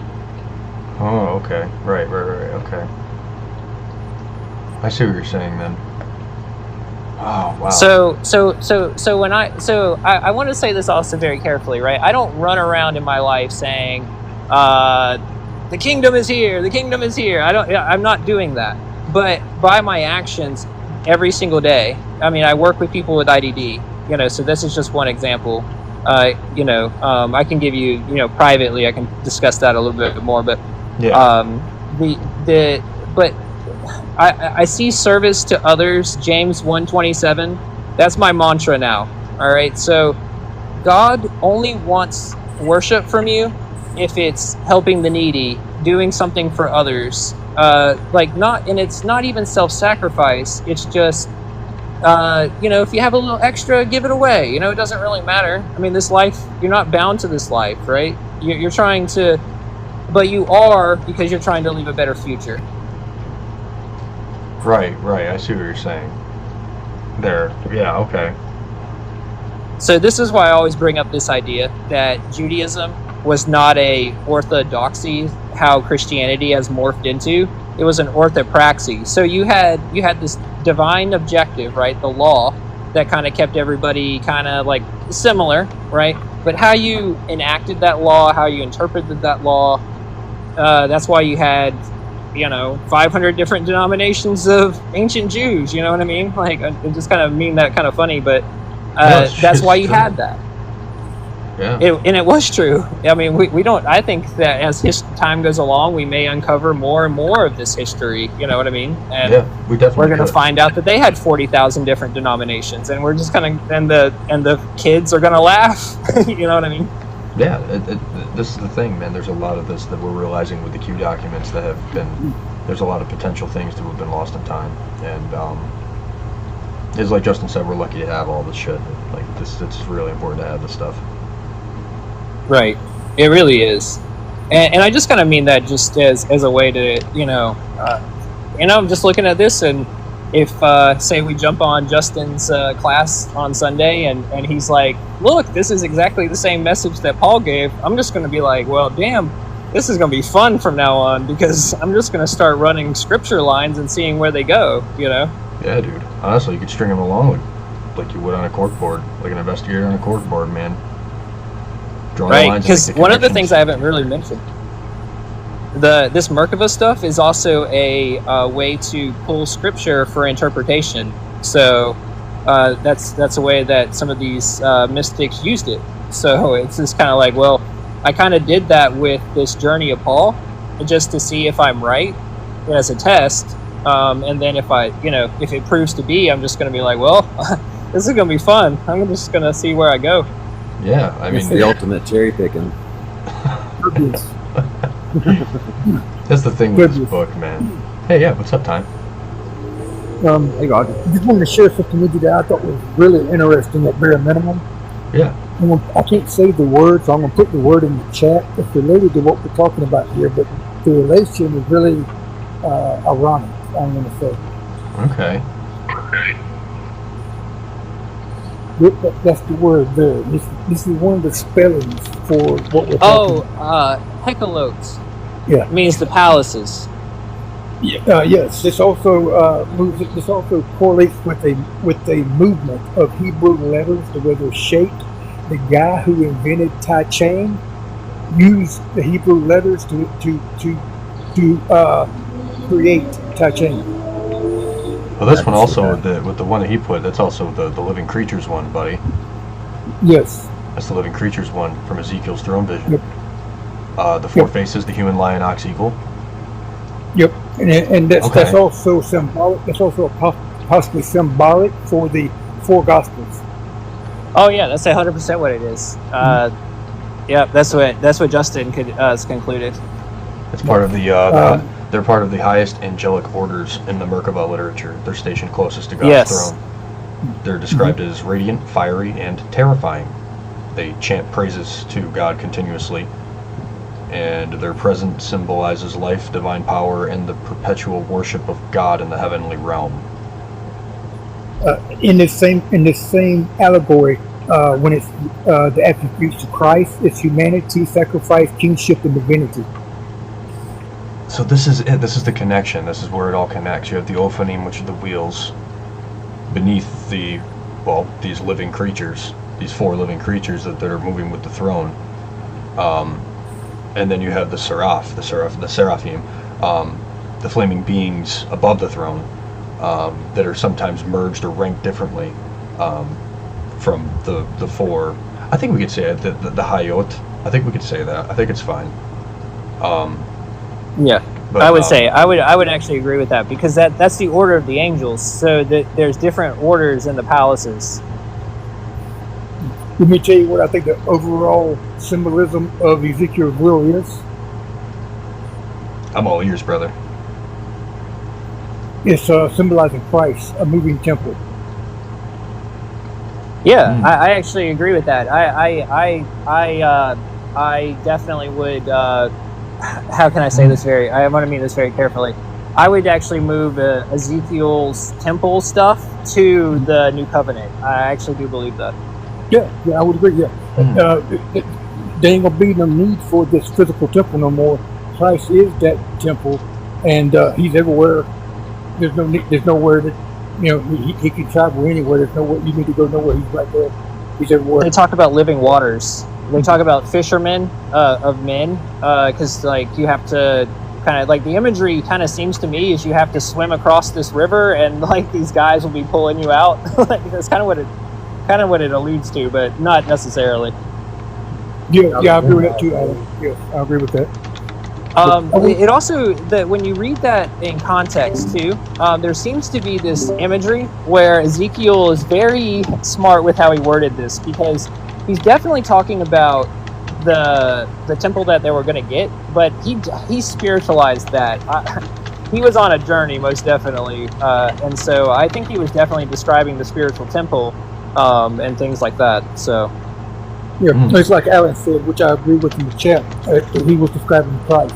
There's never been a spiritual temple. It's been Christ all along. See, I don't know. I kind of push back on that. Like, I think it kind of is, because they talk about the living waters and things like that, and that's the same imagery that's found in Revelation. That's my only push on that. Well, it is. Well, no, I would agree with you, but that living waters is Christ. Right. That's like I said. That's my only pushback on that one.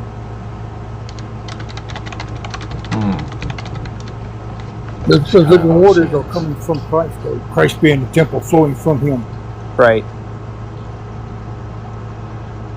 Because that's what's found in Revelation, 22:3 or something. I can't remember off the top of my head.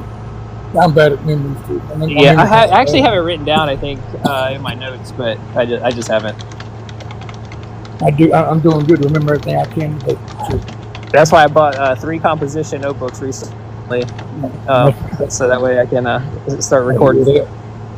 I do the same thing. I got notes. I take everything down, and I take those notes and make them digital.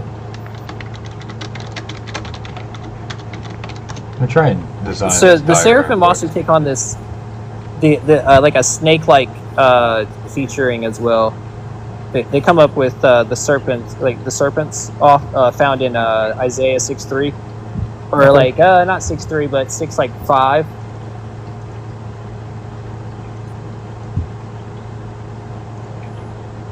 Beloved up. For some reason, I could not open the multi-guest for whatever reason. Sorry for the wait, beloved. I could not get the multi-guest open. This thing's been odd since I updated it.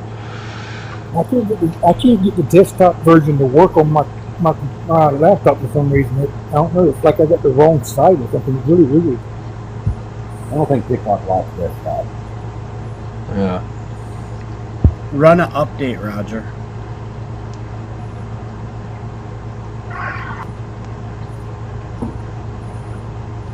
I'm gonna try and get a diagram designed about this whole, this actual Merkavah system with how this is kind of implied.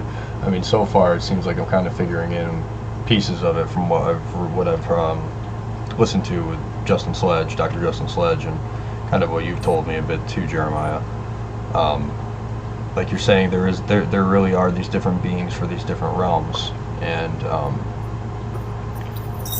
I don't know. It's interesting to kind of acknowledge these ideas might have some serious implications depending on, like with Paul, like we talked about earlier, how Paul is potentially a practitioner of this whole thing, and that Jesus would have been the successful one out of the many who would have gone on this journey. I got a question for y'all. I know where I stand, but I want to see what y'all think. Do y'all think Paul's into like a angel worship type? So I don't see this, but I know why people say this. It's kind of, I think, really what this is almost touching on, isn't it, Jeremiah? No, so it wasn't necessarily angel worship. What he was trying to say is that you can receive this glorification or this transformation to the kavod of God, like you could put on his presence or be with him. So in their interpretation, at least those practice, they are going to be changed to be able to sing in the choir of God or be near the throne of God, something to that effect. Yeah, but you wouldn't say he's in the angel. I just don't see him doing. It just don't seem like angel worship to me. It just doesn't connect for me there. It's well, this is what he says. Like, so he even says, like, it's not the glorification of angels or the worship of angels. Like, he actually says that, but it's a way to transform yourself to be able to dwell in the presence of God. So, what do we know that can dwell in the presence of God? Angels. And so they have these very distinct forms. They're fiery. You know what I mean? So that was the transformation that they were kind of trying to have. So Paul was talking about a spiritual transformation type person. Okay, I got you. It's definitely a spiritual transformation. But how you achieve that? So one of the things that also Paul was saying was there's practices, right? So keep yourself pure. There's ways of doing that. And so whenever you are go on your ascension, basically you can follow this path, right? And so he's outlining the same kind of the message that the disciples have or whatnot, just kind of in his own way. Yeah. Okay. Yeah, I would agree with that. Yeah. And Paul was kind of a mystical person. I mean, he definitely had some connection with some of those thoughts. So yes. And like I said, we're living in the aftermath of Paul's mystical journey. You know what I mean? That's kind of interesting to think about. Like it seems like, obviously, if we're referring to Paul's perspective on it, Paul's obviously looking for something that's impending, which many preterists are looking to in the letters and saying, like, oh, look at this, this is indicative of something coming quickly. Paul's agreeing with Jesus in that same regard, and you can go through that whole rabbit hole, which we've all gone down. That seems to kind of tie in more so with them making more of a myth out of Paul's journey, extrapolating their own kind of interpretation on it, because as far as we know, Paul himself has stated that his mission is complete, that he has preached to every creature under heaven. But yet the mission of every single church today is to continue to preach to every creature on the whole of the earth. And so there seems to be kind of a disconnect between what Paul's truly believing and what the churches today are stating is the mission. They just don't know how to read the Bible. I'm just being honest. Yeah, I mean, I think I'm clear with that with you guys too. I think I'm on that same boat, to be fair. It literally just takes a lot out of consideration, I think, in terms of what the characters or what the people that are in the stories are talking about. It doesn't really give it a fair sense in terms of consistency. And I will say, like, reviewing this has been pretty internally consistent. So I have some baselines. Hold on one second.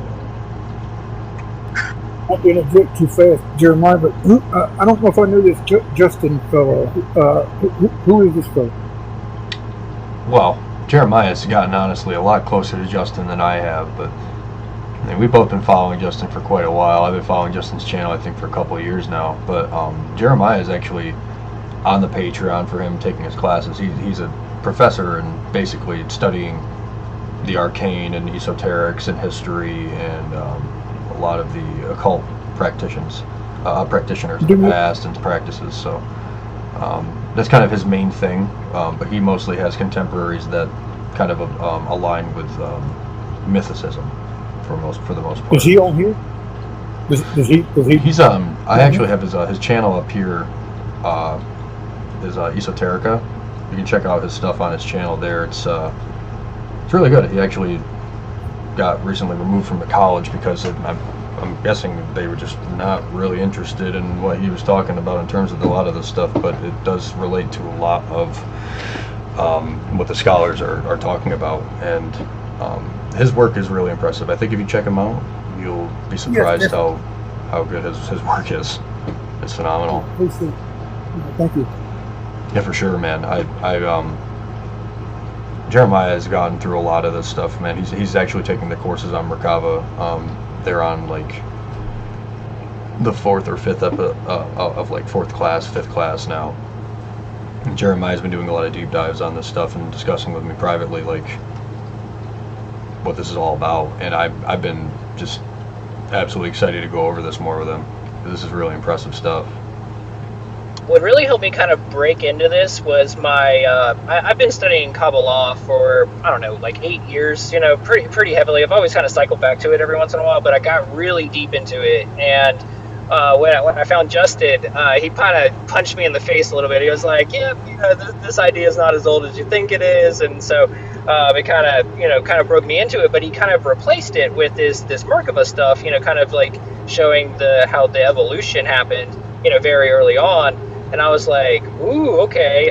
And then the key thing is they're marking the end date of, the practice and the literature at 70 CE, and then of course, I got some other bells about that date as well, shortly after that. So I was like, well, damn, okay.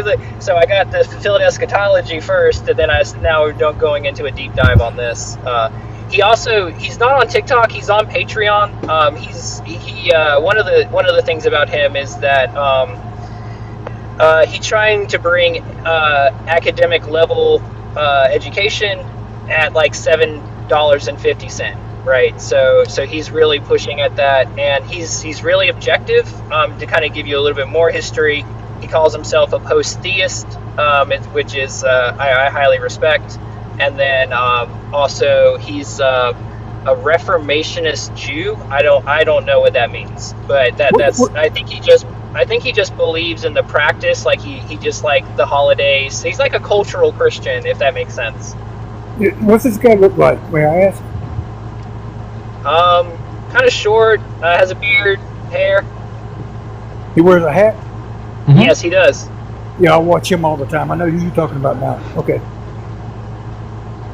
Yeah, he's got a unique channel for sure. Yep. Yep. When I seen that unique that channel that you had up there, Tobias, I was like, that name sounds familiar to me. That channel name sounds familiar. Yeah, And then when you said he was Jewish, in some sense, I'm like, wait a minute, I think I know who you're talking about now. Yeah, he just practices the overall practices. Like, it was funny. One of I guess they're in a fast right now, and they were doing the fast at the same time he was teaching Merkavah. I was like, man, that's a pretty hefty. Even he said it. He was like, this is a load on me. I was like, I feel it there, So it's Okay. that's pretty draining. Yeah. It seems like he's got a lot of knowledge in this area of esoteric connections and stuff. It seems like he does anyway, from what I've watched. Oh yeah, I mean, like he also comes at this from a completely objective opinion, right? So he doesn't believe in it, but he's like, this has shaped our society. Why don't I understand it? And this is why, like, I really appreciate his opinion, like being a post-theist. Like, he goes, I believe in God, but it doesn't necessarily, you know, we've kind of reached a point with our ethics and morality where, you know, we don't necessarily need a model, right? We have it. We have everything we need. So I actually kind of respect that opinion, you know, a lot. So. Yeah, I've enjoyed stuff that I watched on him. Like I said, I check him out fairly often, and everything I've seen him talk about, you know, seems like it's pretty on point. For, you know, in general. Yeah, I think there's sometimes when I listen to him, because I have that apply, you know, the fulfilled eschatology mindset, and so when I hear him talk, I'm like, oh, I wouldn't say that's Nero. I would say it's this, you know, or that, you know. So I find that kind of funny. Yeah. Mm-hmm. Yeah. Like, you can tell he knows the culture pretty well, though. Oh, I mean, he's a member of it, so I mean, he definitely. That's one of the things I think that I can appreciate about him is that he took his faith, you know, or whatever he has, and he's really trying to do this objectively, right? He's trying to present this information, and then whatever you do with it, like he's kind of made this clear, I think, just in his vibe, like he just wants you to know this information, and however you use it is kind of the important thing, right? So. Yep, I get that. That's what I want to do. Me and you've talked before on this, and you know, I'm here to pass the information along. I don't care where the information takes you. I just wanted to take you somewhere. Grab it, do something with it, use it, and see what happens. Right, and see, this is just reflective of that. Like, this is, I come from this, you know, I left the church when I was 21. You know, like I actually, it was kind of funny. I'll give you a brief little throw out. I was teaching a Sunday school class, and I was going through Bible school, or not really Bible school, but I was going through college classes that were presenting the Bible in a secular way. I actually went to those classes. I was like, all right, I'm going to do it. You know, I'm just going to test my faith. And I went through it, and I realized the Trinity wasn't real. And so I went to my Sunday school class, and I'm Southern Baptist, mind you. And I was like, all right, guys, the Trinity isn't real, and this is why. And I started explaining it. Well, they all went home to their parents, and they ratted me out. They were like, so I got called before the church, and they were like, you got to repent. And then this is during my, like, you know, I was like, deconstructing the Bible pretty heavily. I was like, so who's also going to join me? And they were like, what do you mean? I was like, well, you know, you guys need to make sure yourself are clean, so I need you to repent of all your sins before I go and repent of all my sins. So we need to have the whole body join us. Let's just say they were like, well, we think that you should leave and not come back until you are ready to repent. I was like, well, fuck that. And then I went home, destroyed my Bible, swore off Jesus, and said, God, come find me. I hear that. Absolutely based. Absolutely sick. Love it, dude. You know, it's And then still from fun. 21, I've just been on this journey, and I'm here, you know. So. It's still, I still find it, myself personally, I still find it very amusing that someone thinks they have the authority and the control over this. Yeah. That they can set the ground rules, they can set the credentials, they set up what's required, what you must do, the rules you must follow, and who's at the top. And I find it funny and really absurd that someone thinks that they have the authority to do this. Well, that's why we have altars made of chalkstone now. I think I told you the spiritualized meaning of that is like you write your own laws with God, your own covenant. Because the one thing about the God of the Bible is he is a covenantal God. He wants you to make I don't want to say a pact. That's not exactly right. But he wants you to make something with him. And I've just learned, I'm like, all right, the less I write on this tablet, the more he gives and the more I don't have to worry. You know what I mean? So I'm just like, all right, God, we're going to start with no rule, and we'll see how that goes. I hear that. Tobias, Jeremiah, I'm going to step down, A-Rod, but I wanted to come up and share that with you. I thought that was a very unique connection between Tai Chi and what we're talking about here. That's how he developed it, was from the Hebrew letters. But I just thought that was very interesting. It's a great connection. Yeah, I thought it was really interesting. You say it was with Tai Chi? Tai Chi, yeah. Interesting. He Okay. he looked at he looked at the Hebrew letters and invented Tai Chi from it, Huh. and the way that it moves and stuff. And it's related. If you do a search on that word, it actually bring that up in the findings of all that and all that. So once that come up, I started studying that a little bit more. And, went deeper and deeper with it. But yeah, it was very interesting. Wow. Okay. I'll look into that. But I'm gonna It step seems down. like. Oh, go ahead. I'm sorry. No, you good. Yeah, I was just gonna say I don't step down. I appreciate you having me up here. Of course, man. Absolutely. It's always good having you up. You take it easy, man. Yeah, it was good hearing that, Michael. It was because it just kind of shows where there might be influences trickled out. Like maybe some people got to this place and that this is where they took refuge, and so then they taught the people this, and then boom, now we have a practice based off of this or that. I'd have to actually look into. I've never even heard of that, to be honest. So This is how they had to walk through the spiritual temple using these moves right, to get away from that. I just find that stuff amazing. Yeah.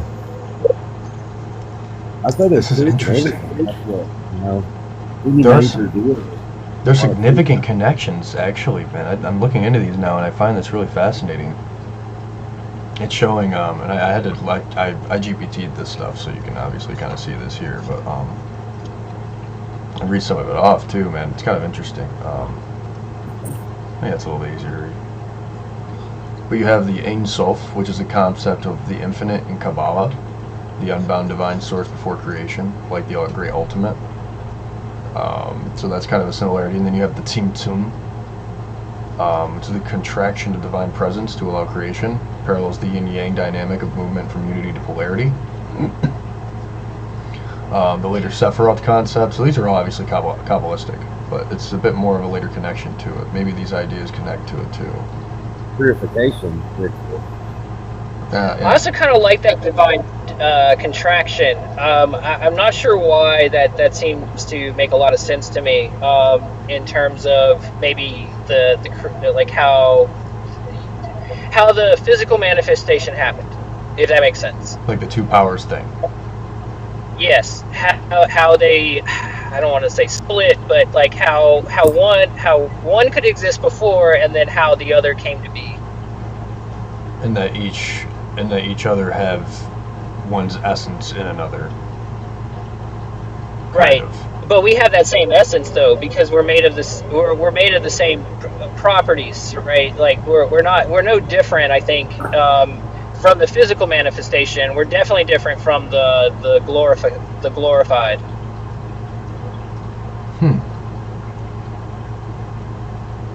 Even the greeting of Shalom is translated as peace, but in the Hebrew mysticism it means wholeness or completeness, which resonates with Tai Chi's pursuit of balance and harmony. That's an interesting concept too. Yeah, that also mirrors the unionization of the physical and spiritual within the fulfilled eschatology. This is interesting. The Tai Chi 2 and Tai Chi and the Tree of Life in Kabbalah. Symbolic diagrams used to map cosmic and personal harmony. Which not I'm familiar actually with the Tai kind Chi 2. I'm actually thinking though too the Tree of Life, the model inside the Kabbalistic teachings are actually sort of valid when we're discussing this the Merkavah stuff.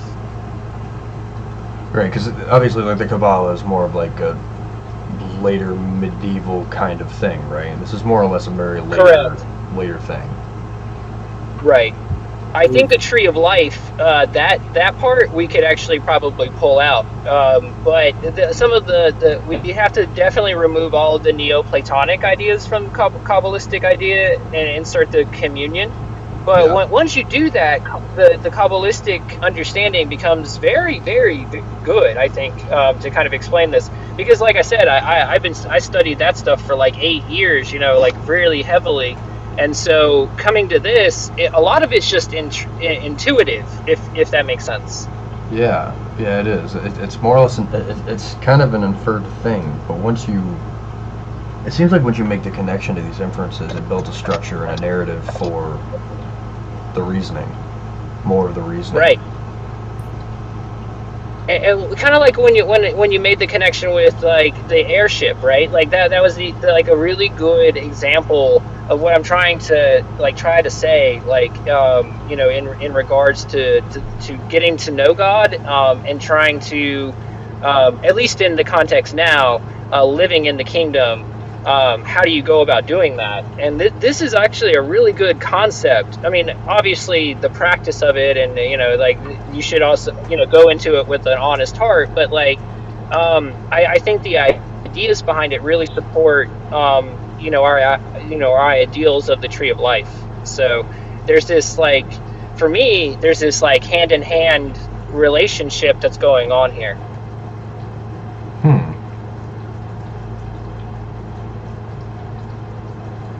It's so interesting to try and derive this back, because it goes right to this two powers thing that really does conflict with just a lot of the aspects of Trinitarianism. There's okay, so I actually think it's a fundamental problem of Judaism as a whole, because they don't talk about their Godhead anymore. You know why? Because when they start having those dialogues, it goes straight to this, because they have a covenantal God, yet he's all these things, right? So like they're trapped in this, and so from a Christian perspective, I can rationalize that perspective very easily. I can assign it to Jesus, the Christ, the Logos, whatever you want to have it. I have an outlet for interpretation, and I also have my all-powerful God, right? So it's I just mean that for context, right? But I just mean totally fine. I have that definition, and I can even explain the Holy Spirit. If you want to, from a fundamentalist perspective, for us, we can explain it how we understand it. But from a fundamentalist, I can say, well, we're the Holy Spirit now. We're supposed to be doing all these good deeds. We're supposed to be doing this. So I can kind of change the narrative a little bit from their perspective. Though I don't believe in a Trinity. I actually do. I'm actually moving toward a bitheism. I actually am, like where we have a physical God, a manifestable one, and then a unattainable one. If that makes sense. Right. One and I don't mean unattainable as like essentially, right. Right.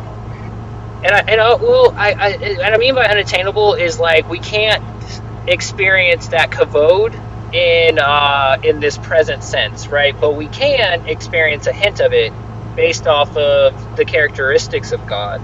So if we know his characteristics and live them out, then we can have a sense of it, but we cannot have the full until we shed this mortal coil, I guess you could say. Right, because even by living within the foundational principles that we live right now, we are bound by certain aspects of limitations. Right. I see what you're saying. And I think it has to there's actually a couple things I'll actually put forward.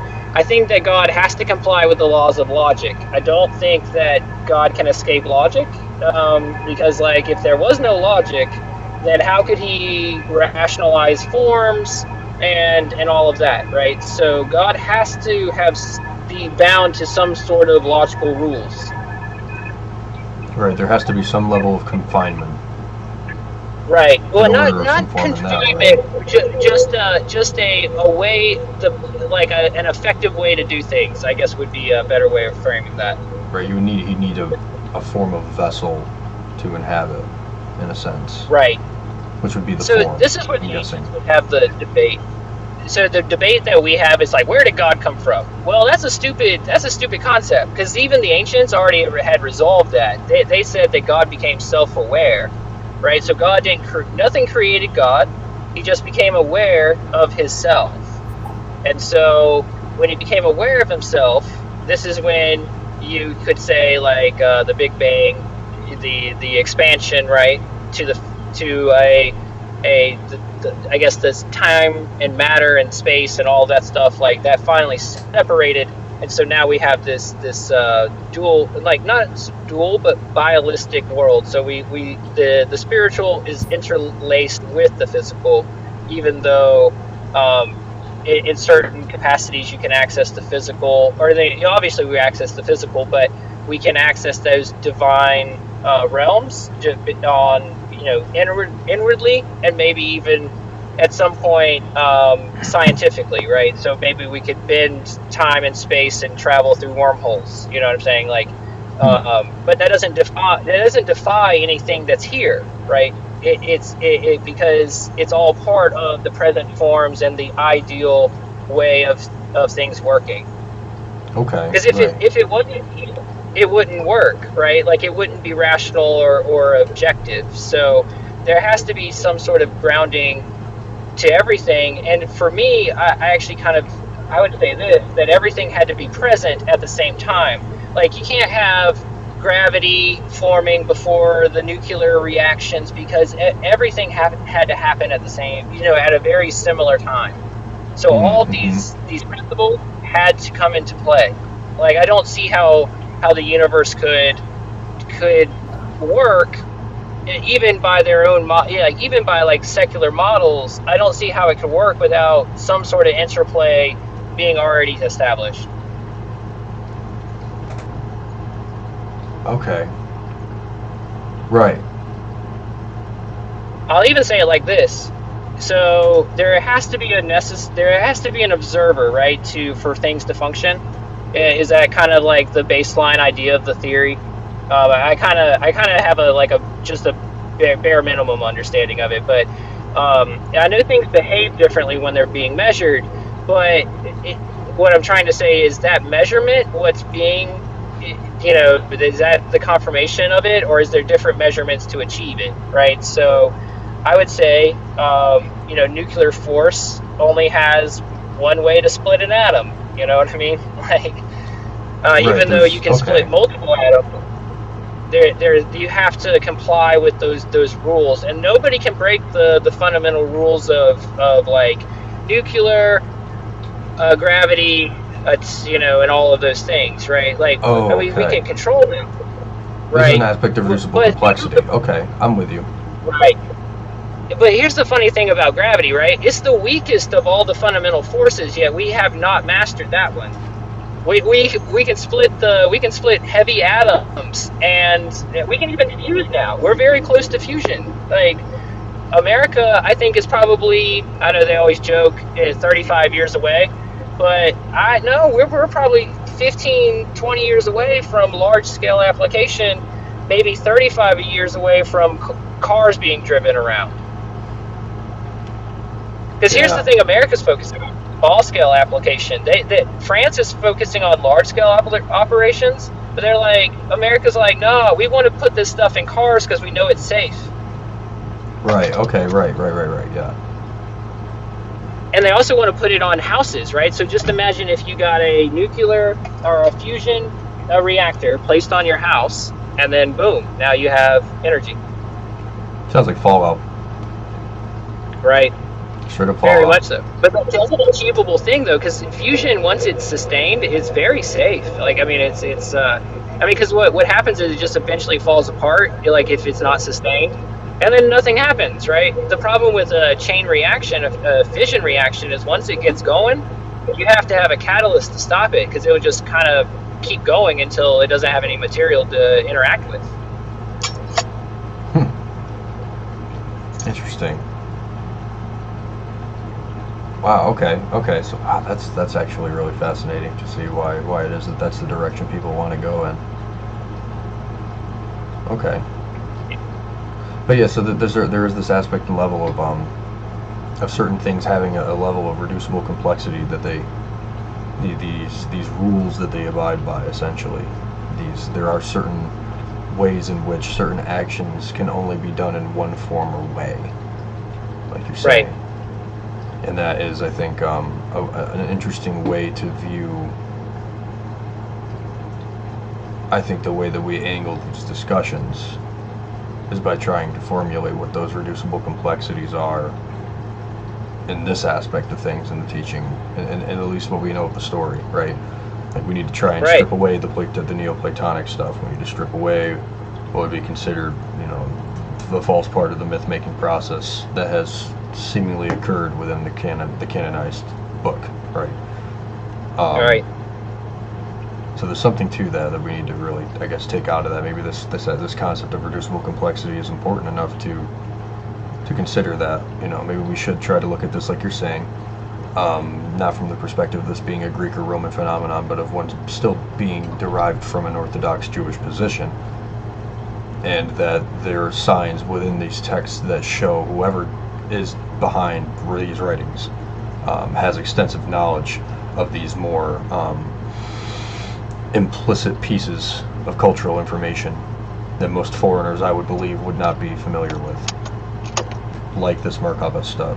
Like, this seems very much implicit of a culture and people that exist at that time that I think most commoners outside of that culture might not know about.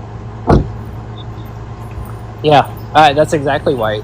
Because I don't see how this can't be a natural grassroots movement. I mean, because just off the writings of Paul alone, right, we have that at 50, right? So now, 20 years after the Jesus movement, I mean, that's pretty darn close, to things. You know what I mean? Like, that's pretty haunting that their message, or Paul's message, kind of aligns with what we're seeing inside of the Gospels, right? So. Right, and the issues that the scholars are having is why the hell were the Gospels seemingly, at least our earliest versions of them, coming after Paul and after the war, minus maybe Mark. That's really the big question. Well, I think the schism happened. I think there was a schism in the early church. I mean, I think there was a schism over the Gentiles. I really, really, really do. I think Paul, I don't want to say freelanced it, but you can kind of see those kind of implications here, right? So it was kind of like Paul's theology versus the, Orthodox Jewish theology, I guess you could say. And so once that schism happened, there was really no coming back. Right. The hegemonic force of the... Oh, go ahead, Aaron. I was just thinking that it's kind of saying Paul came to him as a prophet, basically. He was his own saying, I need to preach to the Gentiles. Well, I would say this, that Paul is probably the most Jewish of the writers, because, like, when you start stripping away the Neoplatonic elements of the Gospels, then you're kind of left with the same message as Paul. That the kingdom was near. Repent, do these things, and so Paul's referencing teachings of somebody. So who is he referencing? And so what he said was, I went to heaven, and Jesus told me these things. Right. Okay. Now, I want you to think how prolific that was for their movement, right? So Paul comes, he's like, persecuting them, at first, and then he walks in and says, Jesus told me that the kingdom is near. That would have shell-shocked them, I think. But it only could have shell-shocked them if they had a background in understanding who this Jesus character was prior to the Gospels being written that we know of. So there had to be a source for this. Paul would have no legitimacy in this regard if there was no knowledge of a man named Jesus who gave him the authority in the first place. Correct. Okay, so we are left with some level of interpolation regarding the four Gospels then. Potentially. If I'm not mistaken. That's what I'm seeing. Okay. That makes a lot of sense because, well, I mean, Luke being a big example, you can pull a lot of examples out of Luke with the descriptions of what will be of the end times with Jerusalem, and it correlates exactly with the contemporary history that Josephus himself has written. So there is some level of correlation to the historical knowledge ex eventu in that text. But the actual interesting instances with Mark, because Mark does have some concepts in there regarding some knowledge before 70 and potentially back into 65. Right. But that's just left with the copy that's potentially interpolated by these groups that are making the schism happen, right? That there's the schism with the Gentiles, the hegemonic force of the Jews is broken, multiple factions further ensue from what already was, and then this relevance with the story from Paul kind of gains fervor and really stems Well, from he has these more prophecy of Gentiles than destruction, Jews. Think about it. He has more Gentiles than Jews. There's probably, I would say, 6 million Jews at the time. Let's just say in the native land, maybe 15 million spread across, the Roman Empire, and you had the whole Roman Empire against that. Yeah. We're talking maybe a billion people. I mean, I don't know. I don't know. I don't know the numbers of people at that time, but Paul's going to win in at least in that line.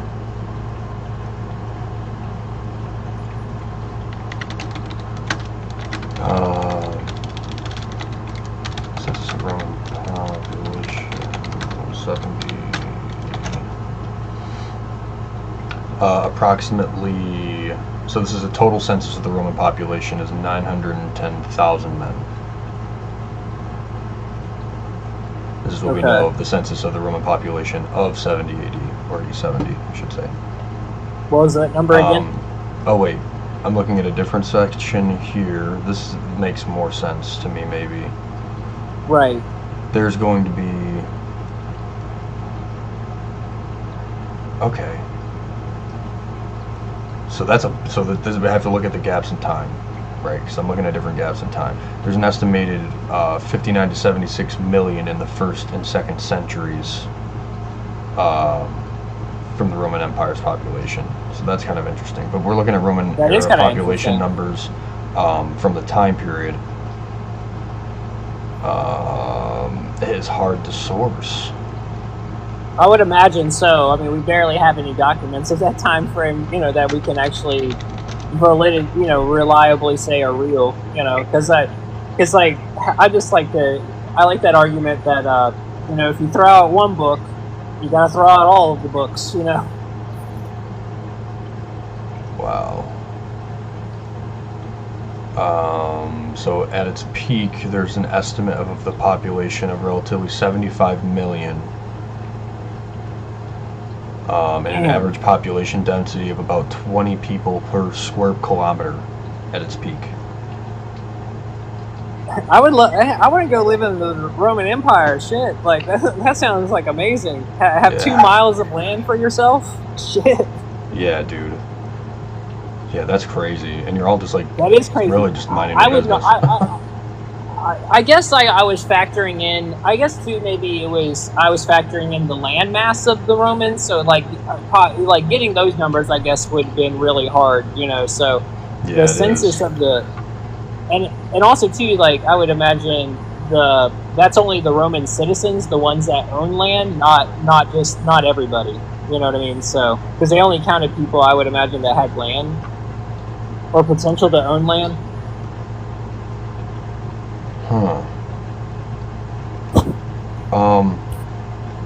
This is really hard to figure in. Because you're right, there's so many different territories that they pull different figures from, and so trying to find the proper consensus is difficult.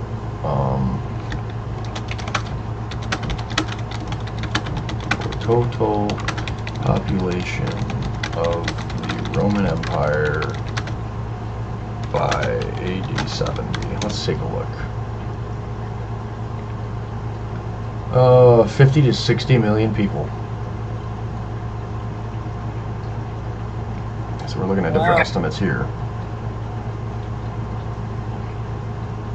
Yeah. So right here is what we're looking at. Okay.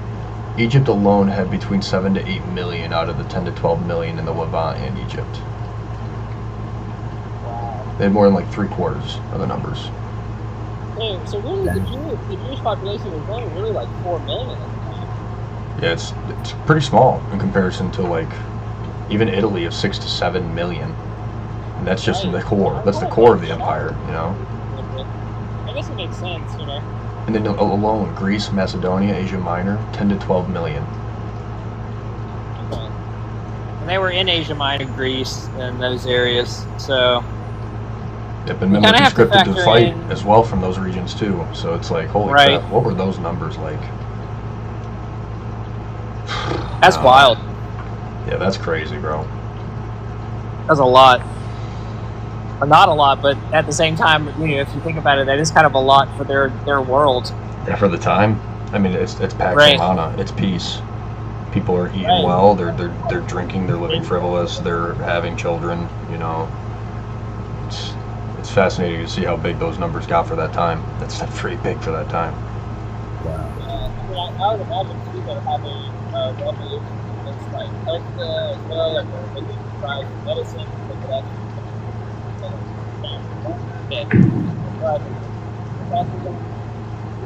You're kind of cutting out a little bit, buddy. It sounds like you're getting a little quieter there. I don't know why I can. Oh, sorry, I was covering my mic. Sorry about that. You're all good, buddy. I thought it just me. So one thing I like to kind of argue on is that Khorasan and Baseda were very wealthy fishing towns. So there's a possibility that like Peter, because that's where he came from, Khorasan, I believe, could have had a small education because his family was very wealthy fisherman, and so he had the time to be able to do that in some capacity. Right. What Yeah. percentage Jewish population is back then? I can look that up right now. But it seems like it deflates these numbers a bit.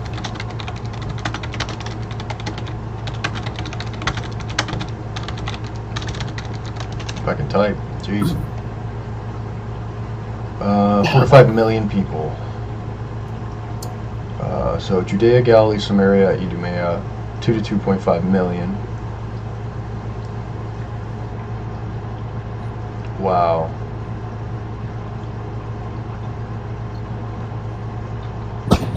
So they literally got split in half. Their population did. Yep. So you're looking at right here the numbers that stayed out of the 4 to 5 million people.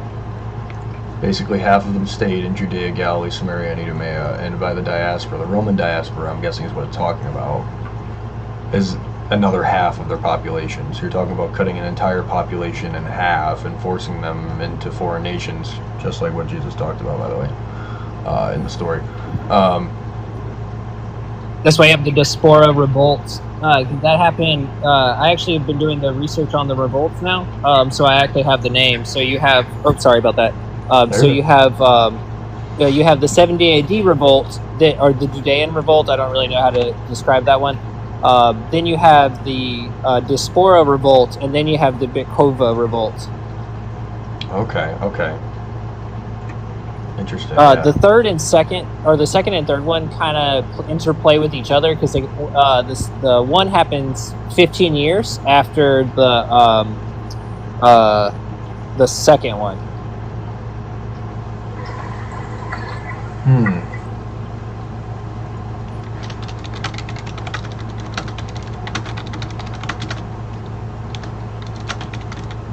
Oh, I should say how many.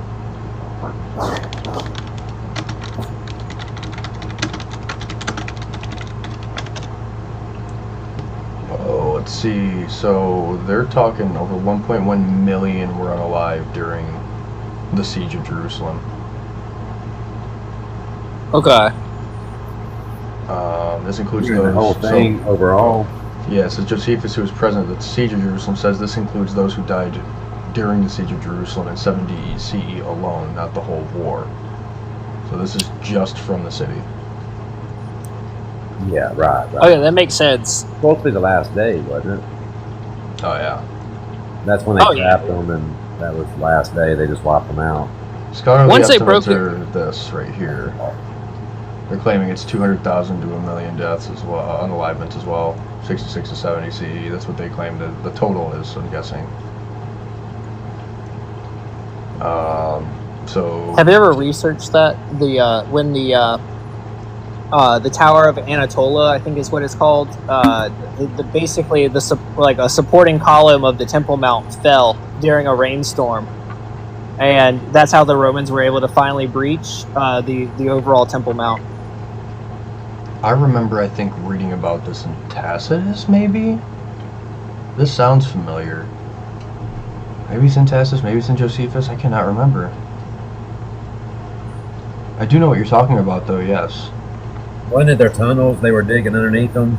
Yeah, what they had done is they had tricked the Romans in an early part of the war to fall into this fire trap, and so because they had built this underground tunnel, and they set fires, and these fires never went out, and so when this big rainstorm came in, the ground on top collapsed down, and it washed away the tower, and they were able to finally breach the temple. And this actually came around the time when the last sacrifice was given in the city.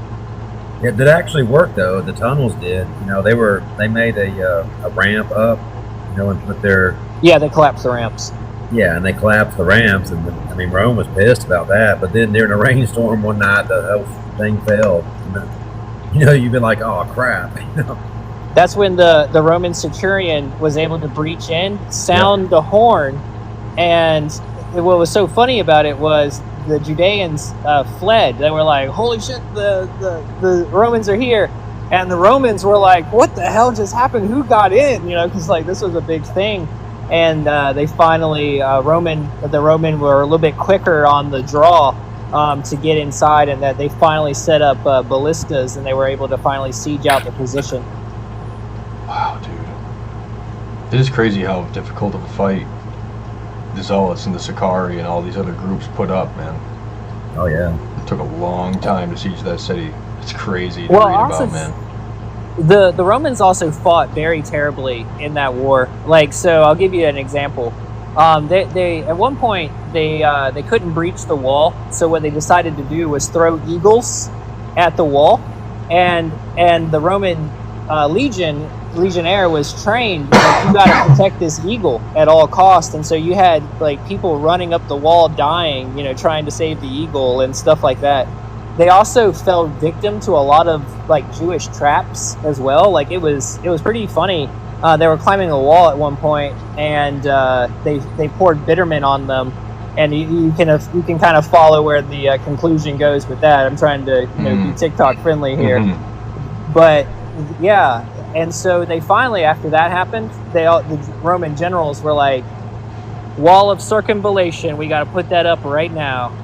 And so that they didn't put up the wall right away. It was like a year and a half, maybe 2 years in, that they put up the wall. Yep, it's an anaconda plan of sorts. Very early on anaconda plan. Just constrict the city, stop all movement coming in and out, and eventually they'll come out on their own volition.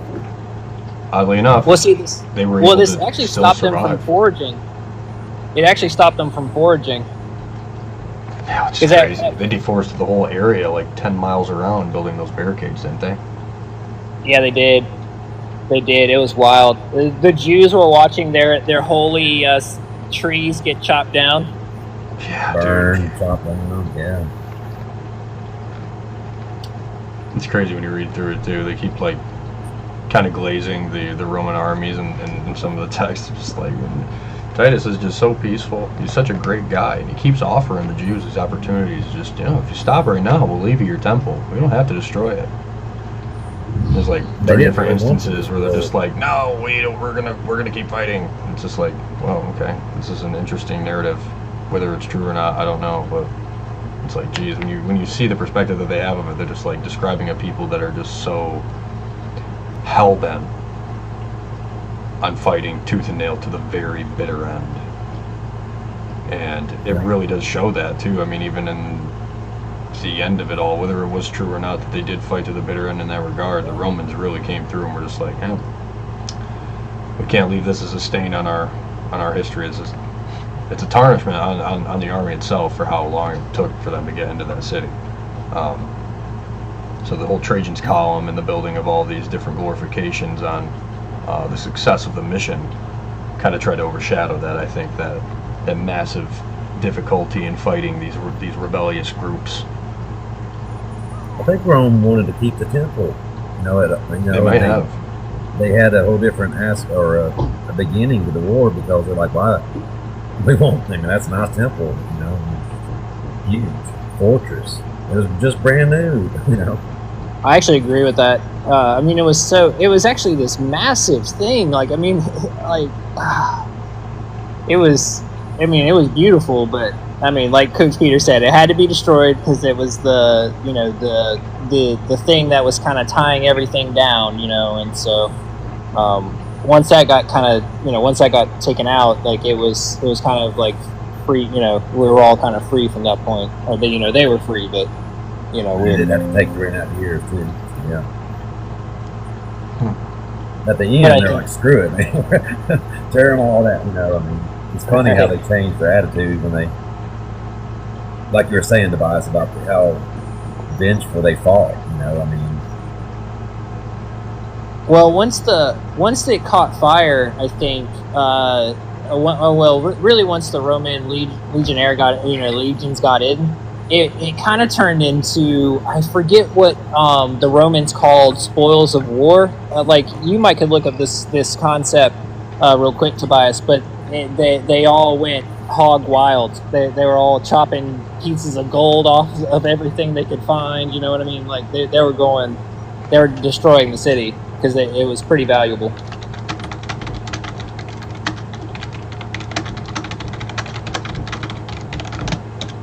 Yeah. Because Titus was like, guys, don't do this.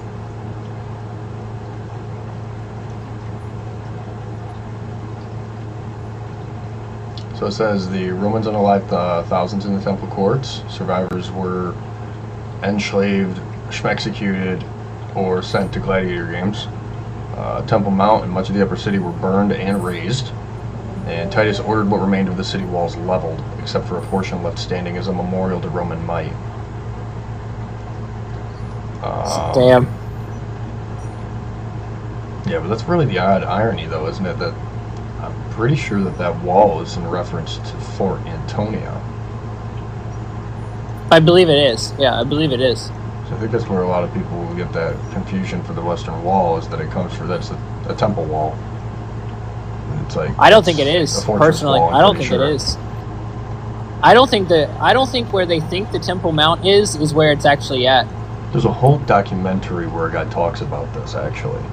And it was really compelling. I have to see if I can find it again. It was an older documentary. Yeah, because they have a natural river going through that part of the land, and that would have been the only way that would have made sense. And it's kind of funny, okay, if it is true, he actually paints this very beautiful picture where all the religions could be represented in their own way in the Holy Land, which is kind of cool. I mean, in that capacity, but I'm just saying, like, Mm-hmm. I don't think it is where they think it is. Because there was a Roman temple built there as well, and I think what they did was they used part of the Temple Mount to build, but they didn't use the whole thing. And that part of it's not really the Temple Mount, but it's like, it's a different part. It's not the Temple Mount. Where right. the Alawaska mosque is, what it's called. Yep. The Alawaska mosque. Yeah. I don't think it's there. I think that's the Roman temple that they built, and they repurposed it for their own need, and the Jewish temple is a little bit over. Oh yeah. Yeah, that's interesting. The Herodian masonry is an argument, but Herodian stonework alone can't prove it's a temple wall. Okay. Temple needed running water, like you were saying, for ritual purposes, and the Gihon spring south of the current Temple Mount was the main natural source. This fits better with the southern temple location. Yeah. That makes perfect sense. You have to kind of divergently find out where exactly it is, but that makes a lot of sense that what we're looking at is a wall Fort Antonia rather than the actual remnants of a wall left behind of the temple. Right. Which I think really lasts to, and I think it even kind of stands to question why it would be the ex eventu, like say in portions in Luke where it talks about, or Matthew I should say, where one stone left upon another shall not be thrown down. That there not one stone left another that shall stand that shall not be thrown down was a concept, right? Because if it is ex eventu, then they already understood that all of those stones were destroyed, or that all the remnants were eradicated. Altar-made chalk stones concept type thing too, in terms of the physical concept, right? This temple's just gone. It's eradicated, it's destroyed. And if we're talking down to an actual sense of Jesus, what he's saying is literally, like, there will be not one stone left upon another that shall not be thrown down. That to me tells me that this wall that they're saying is part of a Western Wall can't be the Western Wall, at least from the perspective of the people at that time, just after the war. You know what I mean? Why else would they write that in there if the wall's still standing? It wouldn't make sense to me. That they would put that in. It would. I agree with you.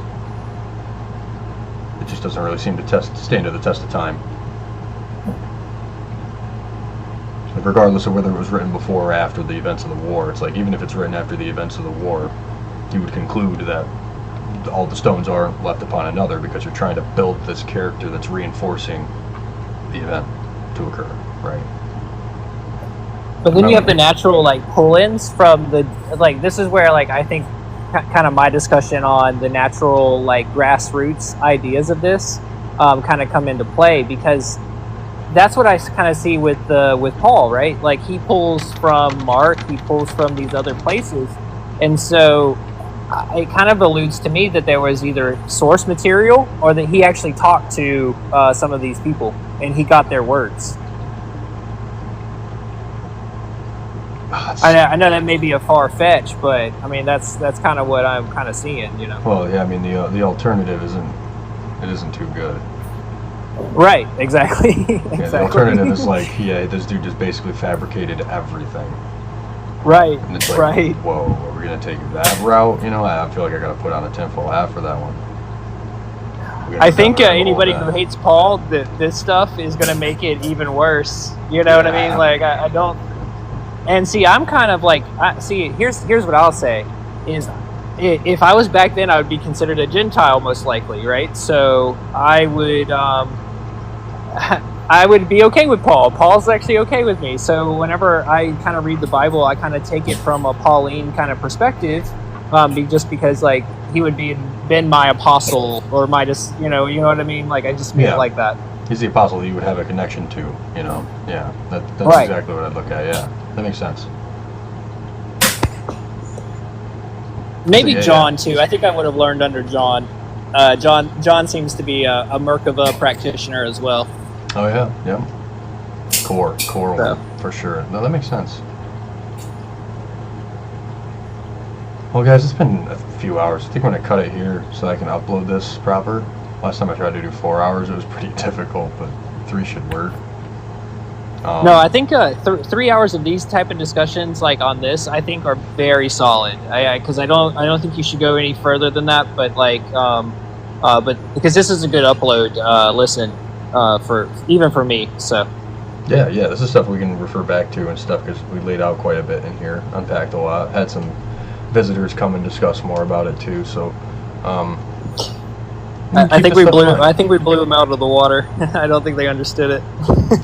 Even still with a lot of this, I think there's still a lot more that we're going to learn from Justin too when he comes out with more information to present to us in his grand scheme and his curriculum, right? Because he has It seems that he reverse engineered this with everything episodically built in mind. So it seems like it's all going to come to a point by 10, and hopefully by 10 we're all going to have really good grasp on this, buddy. That's what I'm hoping. We get to the bottom. Just imagine if we go into the next one, part 5, and he goes basically we're going to go to Galatians 1:4. We're going to go to Mark 14:15. I'm going to be feeling really confirmed, because like I actually pulled this methodology exactly from the Merkavah how they did it. So. You know what I mean? Like because I followed a cross-reference sheet that they provided, and I was like, "Dang, okay, this is lining up with my Bible. So let me just do this with all of them and see where I end up." And this is going to be the test. Yeah. His explanation will be what you can compare to because you're already kind of ahead of the game and doing the homework ahead of time. Yep. So you're going to be able to do your basis and practice what you believe is the right way of looking at it, and then you're going to go to him, and he's going to show you what his view is on it, and then you can kind of put questions together with him about what can we really say is true about this, or what would be the best route to interpret this the right way. And I think that's going to be really fun considering this is so niche and not many people have really jumped on it. Right. It's going to be. I think it's going to really spiritualize a lot of how we can share fulfilled eschatology in many ways. So I'm really, really excited about it. Absolutely, man. It's going to counter a lot of the Greek as Hebrew people. It's going to counter all the Platonists that want to say that this is all just a Greek concoction. It's going to throw even the Roman conspiracy into a whole tizzy. Like, this is going to be I think that one's already pre-handled.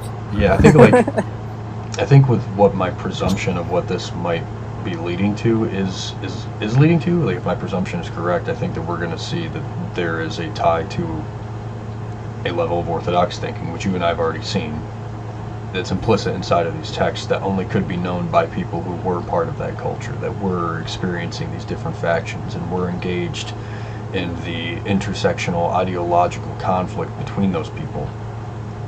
Knowing, I guess what you could say is the religio-political landscape of the first century, being eyewitness to it and seeing the individuals, speaking to individuals potentially involved in those different areas, if you weren't some untouchable, if you will. Right. But it's all about, in that world, because it's different with us today. I mean, we talk to each other kind of with equal respect for the most part, but back then it was like there were all these rigid lines drawn. You know, especially if you were like a Samaritan versus a Gentile, there were different ways of treatment from a Jewish perspective for those type of people. And it seems like today we can kind of look and revisit some of these different views of people, anthropologically speaking, and determine how Merkavah applies to fulfilled eschatology, their view of things, and even the idea of God itself. So that will be fun to further talk about, I think. So I want to end all your lives with this saying, we're going to make it harder than the Essenes. Buddy. Could it be harder? Harder than the Essenes. Buddy, that's like hyper Puritanism. I don't know, man. It's pretty up there. I know. I'm just teasing, you know. No. I just thought that would be a good sign off for your life. We're gonna be harder than this seems. The Essenes had it easy. The most holier than thou. Right? I know. The most holier. Pinky out, buddy. Like you can't. Surprised of it. I'm kicking in the door. I can't let go of this theology. Dude, it's so good at learning about this stuff. I don't know. Justin really does seem like he wants to push this for a specific purpose. He wants more people to get involved with this and share ideas on the concept. So I think you're on the right trail with the right mentor right now. And I'm willing to walk with you on this too. I don't think you should just do this alone as a student. I think it's fun to kind of walk with people who take these steps and see how their perspective gets changed from the perception of a believer in that regard. I love playing the game of the devil's advocate. It's a problem. Me too. I like asking tough questions. I like when people propose to me an idea and I want to kind of test logic. I want to see what things add up because it can affect my mind too. It can affect my paradigm, the way I see things. And that's why I've been loving Aaron alongside. Like I've been bouncing a lot of ideas off of him alongside you. You know, I kind of use both of you for different reasons. You know, for discussion on this stuff. You know, and I think what I'm talking about with Aaron is mirroring a lot about what I'm talking about with you, and vice versa. So I'm getting a lot of outside confirmation. And then, like I said, the biggest one for all of this will be if Justin comes into class and I come into class and he's like, here's the passages and they align, and then I'm going to be like, well, okay, I have a methodology now, and I can expand upon that. Yeah, it'll reaffirm the effectiveness of your methodology because someone else met or reached the same conclusions that has followed similar pathways. That's and he's also a scholar, right?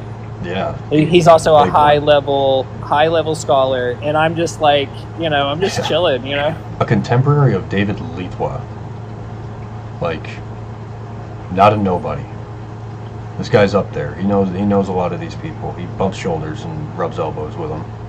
He's familiar with the discussions and he's caught up to date with it. Man, when you come from the perspective of a guy who's a practitioner in alchemy and the esoterics, the occult, but also someone who still holds a perspective of like post-theism and following and holding certain cultural traditions. It's like the guy really has no fear for this stuff.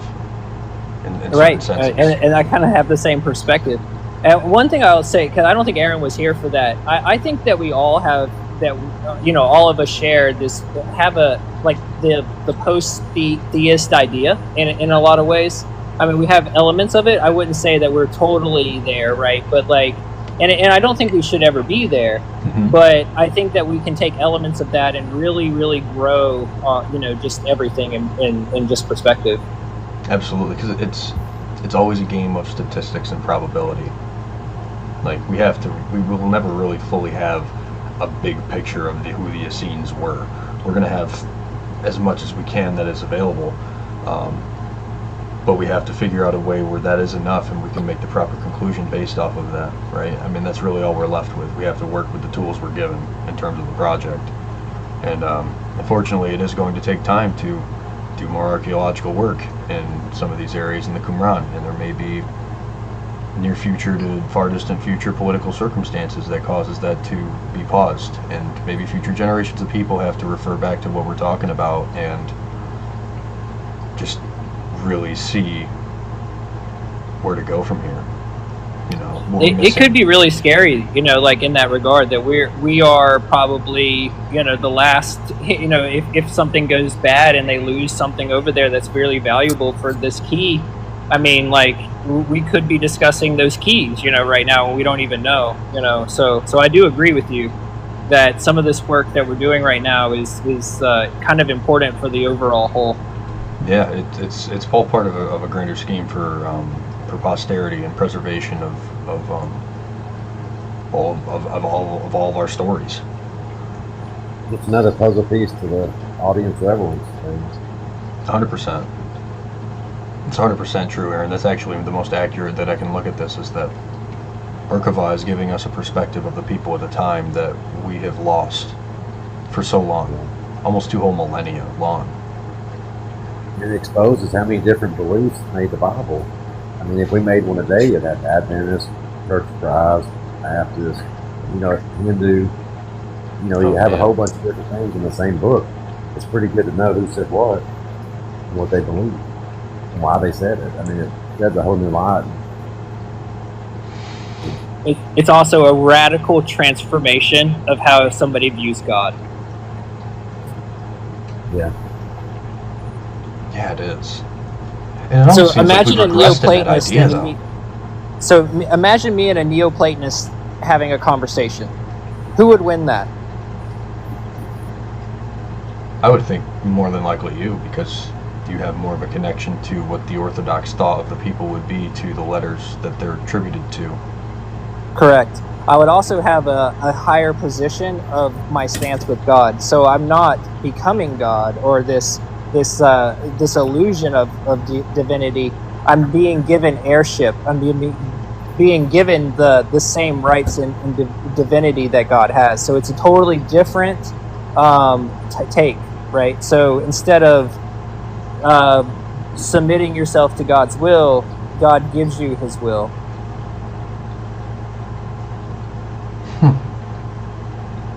Okay. Wow. Okay. So this is taking and changing. This changes the So half. I'll This give you the changes a half example that I've glass been to running half with full, Aaron. or half empty glass to half full. This is interesting. Yeah. So I'll give you the example that I've been giving Aaron to just kind of describe it. I've been really working on this. So imagine that you get invited to a wedding party, right? So you could either be a guest of the wedding party, or you could be the best man. What do you want to be? Well, obviously, I'm going to Yeah. be cheeky, and I'm going to say it depends on who it is that's getting married. Well, true, but true. Yes. Your But- best friend, right? My Would best you want to friend, be okay. part of the? Yeah. So imagine Of you course the built best this man. relationship. Yep. And now you get invited to their wedding, and then he's like, "I want you to be the best man," and you're like, "Oh, I just want to be a wedding guest. I just want to flow with the party." Versus now you're the best man. You get to give the toast, so the party has to listen to you. So you have authority. If that kind of gives you a little bit more of a understanding of how radical of a shift this is. Okay. So it gives you a position of power in that regard to be recognized for a specific role, but we all have that same role of authority. Right, because Jesus gave it to us. And that role and authority is essentially to establish peace with one another. Correct. For the two commandments he gave. Okay, that makes sense. So we're supposed to rule essentially as leaders. We're supposed to play our roles as more significant players rather than people who just walk the line and toe the line. And it gives us a sense of almost, wow, that's kind of interesting. It does give us a sense of, I guess, meaning in that regard. So remember when I said that God left the church? Yeah. Remember when I said God left the church and went to the secular or to the sectors of society? That this is how I justify that, or I could justify that, right? So we've been given authority, right? All of us at the same time. So now we can act in that authority. So healers go be healers, theologians go be theologians, scientists go be scientists. Let us play our role, interconnect, and figure out this big mystery. I see. So it's no longer restricted to the Levitical priesthood. Right. It's not constrained to one segment of society. Okay. Beloved said it. We've all been made order of the Melchizedek. So we're all made essentially priest kings. Okay. Okay. So we're grafted into to the nature of the divine. Right. We have the covenant of fellowship. If you want to tie it or say, that's what I call it, but I mean you can call it whatever you want. Well, I can see why, because it's an acknowledgement of what they believe too, of what the ancient Hebrews believed. So I guess that makes sense. It makes sense because it correlates to specifically their lore too, as it's a key factor. And what's really funny is I'm mirroring this off of what I've been working on with Aaron and Jules and Dwayne for like the last year. And what's so funny is the first core concept was, how do we apply fulfilled eschatology today? And I think all of us came to the conclusion is you kick in the door of heaven and go see God. And so then, a year later, we find, Justin does the Merkavah stuff, and it's literally go kick in the door of heaven and go see God. So it's like, ooh, this is a very interesting comparison. It's literally the ancient perspective too. Right. What they were doing. Because listen, I take a foundation that if the Bible's real, then I should have a Old Testament foundation and be able to prove it through the New Testament. Correct. Right. If I have to go through the New Testament only. Right. If I have to go through the New Testament only, then I'm not proving anything. Huh. Right. Yeah, okay. I'm following you. Because they wouldn't have had the New Testament back then, right? They would have only had the Old. Right. They were living essentially in the half the time Testament until the blood of the testator was spilled. Right. And even after that, they were still held to the law until Christ came back to redeem them. That's why I was trying to clarify with Peter, because I wasn't sure, like, did they get the presence of God, or did they have to conform with the law? Like, how did that work? You know what I mean? So that's why now I see why they had the Holy Spirit given to them, because they don't have the presence of God how we have it. Right. In their sense, it was more or less a separation, closer to an idea of a separation in contrast to what we have now. Correct. Huh. And then, so because like I said, the new covenant is a covenant of fellowship. So, and I can track that through Jeremiah 31 through 34. You know what I mean? I can actually set up a whole line. Hey, listen to this. I took the Song of Moses, using the principles that I'm, learned from the Merkavah book, and I've been expanding it, and I landed in Jeremiah 31 through 34, which is the New Covenant. So I'm like, well, I landed here, so I already know where the New Covenant goes. So if I can connect in some way, somehow, the prophecies to what, was being said, then I think that I can make the Song of Moses apply to the New Covenant and actually explain the New Covenant. Okay. It's essentially using the system. The system is going to help reinforce why the Christians had the ideas they did regarding prophecy and fulfillment of Correct. eschatology. That's Correct. what this is going to help. This is the connection that you're going to try and view and bring. Right. I like that. I like that idea. I think we need that perspective on this. Because a lot of the scholars that I've been reading that are studying, and granted it's only like 10, Yeah. they actually have concluded that this methodology was a exogenous methodology. Like, so they were able to use the Merkavah, because they would read like one section of Isaiah, meditate on it for long periods of time, and then realize that, oh, Ezekiel said the same thing, and then this guy said the same thing. And so really the New Testament is just a rewording of the Old in just a different way. In a way that correlates to essentially a communion relationship. That makes sense why it keeps coming back to this covenant aspect. Right. It's an expansion of this idea of who this communion involves, right? Right. And the Correct. separation of certain people who deny the communion. Correct. Exactly. So it actually kind of reinforces the covenantal view, but spiritualizes it.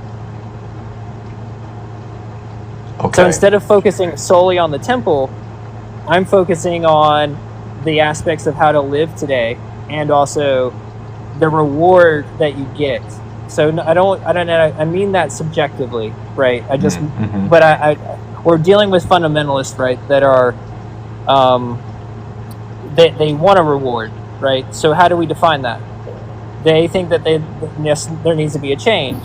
Like I said, I've had a shift a little bit toward universalism, just a small shift, but I see where they can pull that from a lot more clearly now. Yeah, I've always found it something in that regard that I've always left up to the conclusion of God for, because it's really something that's not necessarily too explicit in terms of what the outcome will be. But it's like, even when I go back into the Beatitudes, where I think it's in Matthew 5, I don't know if it's 5:18, somewhere around in there, where he talks about this aspect of not necessarily spreading too harsh a judgment, because God makes it rain on both the just and the unjust, and that essentially it's like up to God. That's up to God who makes the decision for the fate of the soul.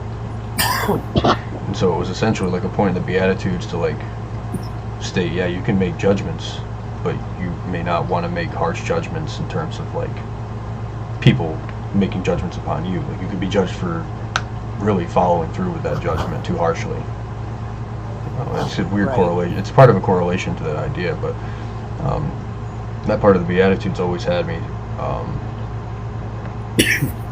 leading into that. So one of the things that I always thought about, like in regards to, I'll just say reference group A, right? So we have this idea of don't judge the flesh, right? So I always thought about that for a second, and I realized it, and I have a story I'll tell you in private, because it involves like a certain things. I don't just keep your lives safe, No, I get it, yeah. But in that, one of my friends realized something. He was kind of right. Now I've kind of taken that concept a little bit further. The do not judge the flesh is actually meaning find harmony, right? Find acceptance. Harmony and acceptance go a lot further than anything else. And here's the wild thing too. Jesus taught this, but he only hinted at it. He didn't necessarily say it. Now we've taken his words and developed greater things, right? So now we can say these things. It goes deeper than, the flesh is an easy way to get people's attention, and it's an easy way to say it, but you go deeper into it, this is kind of where it goes. Right. That's why I can say, like, where we can have this conversation, right? Not have any type of objectives, like, you know what I mean? Like, against each other. just try to sit here and learn. Like that's all that we're trying to do. Like I find it really funny when Aaron's like, when are we going to start yelling at each other? It's like, well, if that happens on this live outside of a fundamentalist, you're just leaving, like, because you're not mature enough to have that conversation at that point. Yeah. No, I totally agree.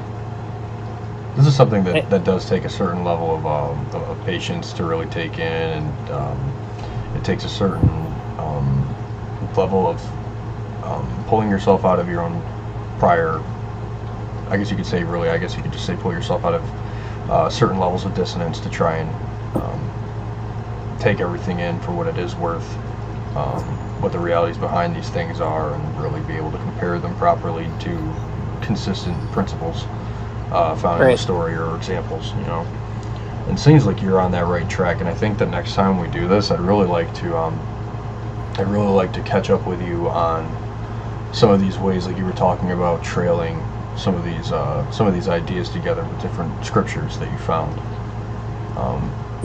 It may be useful to record some of these too, to go over these together. That way, when you do take your courses with Justin, that you can refer back to these at any time and be like, is there something here that I might want to piece together later on down the road? Right. And honestly, this would help, like, because I'm actually starting to think about, like, what you kind of challenged with me with last time that we kind of did a live together, and the after effects of that. I really feel that I can actually create an argument based around this that really challenges like atheistic thought, like, you know what I mean, like a Gnostic thought.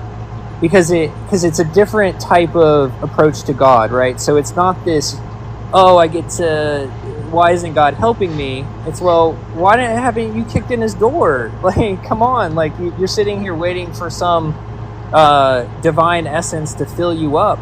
Like, that's not how it is. He wants you to put on the robe, the crown, sit on the throne. Like, he doesn't want to rule. He wants to give that kingship to you. And so I think that really challenges a lot of positions, because, how I can solve the problem of suffering is, well, you just haven't complied to your divine nature. Like, why haven't you stepped up and fed the poor? Why are you on a TikTok? Like, the only reason I'm on a TikTok right now is because I have off time. This is my fun. I'm working 12-hour days, most days. So, we're just in this to learn because we're actually curious about this. It's a significantly important part of our paradigm that we want to make sure that we have some level of substantiation for if we're going to continue being involved with it. You know what I mean? And this is something that will help us be able to make a better clarification for and understand why this isn't strictly a Greek phenomenon, or why this isn't strictly a Roman phenomenon, but it does have things that are significantly and directly tied to arcane aspects of the ancient Hebrews. They go back to Isaiah. Isaiah. We have proto Merkavah there. So, like, we have this, maybe even a priestly practice being. Here's the funny thing about Isaiah in the grand scheme of things, is that he was not a temple priest, right? He was a kind of a commoner guy. So God spoke through a commoner to critique the temple system. So we have a long history of this thing, critiquing the covenant, you know what I mean, and trying to find something new. Yeah, but taking someone not from a position of power, but someone who would be considered a man of the lowly, almost, essentially, or a commoner man, the German Gemeinde, someone who typically would not be able to question that leadership otherwise, if not given some form of divine ordainment or message. Now you see why Paul's so important, right? Especially with after what you showed me with what Jesus says about Paul, then it makes all the difference. I mean, even if Paul's written before, and we take this crazy route before, like we talked about Paul concocting all of this, Paul's looking at what Jesus is saying, and it's saying, okay, Jesus gave me this authority to then give you this power, essentially. Like, what Jesus did allowed us all to have this power. But it's definitely, like we were saying, it doesn't lead down that road. There is some source of influence that gives Paul his legitimacy and authority, and lets these people follow him, and it has to be this prior knowledge that they have about Jesus before the development of these gospels. Right. But it goes back to he was practicing what they were practicing, I mean, forever from the beginning, where a commoner could know God. You know, and the priest denied it in the Old Testament and the New Testament. But these other people came saying, hey, everybody can have God, and they just kept hiding from the people and, you know, unaliving the ones that came to them. So Paul was just doing the exact same thing, saying, hey, everybody's always had God. This is how the Gentiles knew us, the law. Everybody's always had God. The Jews just kept it to themselves for their people to control them. You know, and named it differently and stuff like that. But, you know, the Frisians had God. They were living off the tree. You know, other people had it. It's a creation problem if they went to the ground. You know, if Jesus spiritually fixed that, then that's what the problem was. But it was always going to be some accountability of your heart, what you chose during your life. The little jungle boy is safe. He knows good from bad, but he didn't have to know a religion or a God or anything. I think that's the whole point. That, you know, Paul was saying, hey, well, yeah, and that was what my point on Isaiah was. Aaron did a really good job at reflecting what I was trying to say there pretty well. Yeah, man, Aaron really knows how to just like take some of these. He simplifies me down he really really well. brings it down to freaking earth, dude. You bring it down to earth, bro. I can't use those words y'all use. Like, I gotta figure brother out will wait, and he'll take it all in, and then he will just come out and basically clarify it all with like just a really succinct and well put way. That's honestly a sign of intelligence, though. That's a sign of a really intelligent person, someone that can take that complex idea and like represent it in a more simplified manner to people, so that more people can learn about it. That's not easy to do. Yeah, I've had to work on my example to describe how it's radical. Like I really worked on it. Like you hit my first example, he was like, I don't really like that one. I was like, okay, let me work on this one. Let me make it a little bit better. And I think the wedding party one, and and it also kind of mirrors, you know, them being called to the wedding party, right? You know, the door will be closed, all this other stuff. Well, you got to knock on that door. You got to kick in that door and go in. Yeah, like that. But now, in this aspect, if we're talking about the concept of Jesus, is there really a kicking the door in? There's not, because the pathway's been laid, and now we have that communal relationship with God, that communal covenant. And so this, oh man, it really brings back the question of the implication of universalism versus punishment to me, man. This is really something. Like I said, it really has pushed I was already kind of like 95, and I based that off of Revelation 22, where it's talking about the outside the gates, like the ones. I judge that evil, right? The nature of evil. Obviously, we could expand that, and we could discuss that, but I feel like that's what violates God's objective morality, I guess you could say. I just kind of mean that. This is a totally different conversation, but I feel if you live your life in that way too long, then there is this separational state. But I don't necessarily, I keep that kind of loose, you know, I try to entertain. I want everybody saved, you know what I mean? And what's interesting, this Merkavah stuff has pushed me a little bit more towards universalism. Like I said, it's like 96%, you know. I kind of mirror CoachPeter on this on this statement, you know what I mean? So yeah, that's I think we have something I gotta. Yeah, universalism is more or less a super philosophy for sure. Like it's a super philosophical what do you connotation. think universalism means? I mean, to me, it's what I think. Yeah, it's like, at least from what I think of it anyway. Super philosophically speaking, universalism is just an all-access pass to heaven, regardless of action, right? I mean, isn't that? And I don't think it's that. I don't think it's that. I think that's a super philosophical connotation to it. Yeah, that's the issue. I think Robbie, like he was having a really good conversation about this the other day. Is you go to Christianity because you want eternal life, right? No other really God offers that, and so to have that relationship with Him, you do have to comply with certain objective things, and so But how you do that now, I don't think really matters as long as you comply with certain, like, not really comply, right? But you live out certain aspects.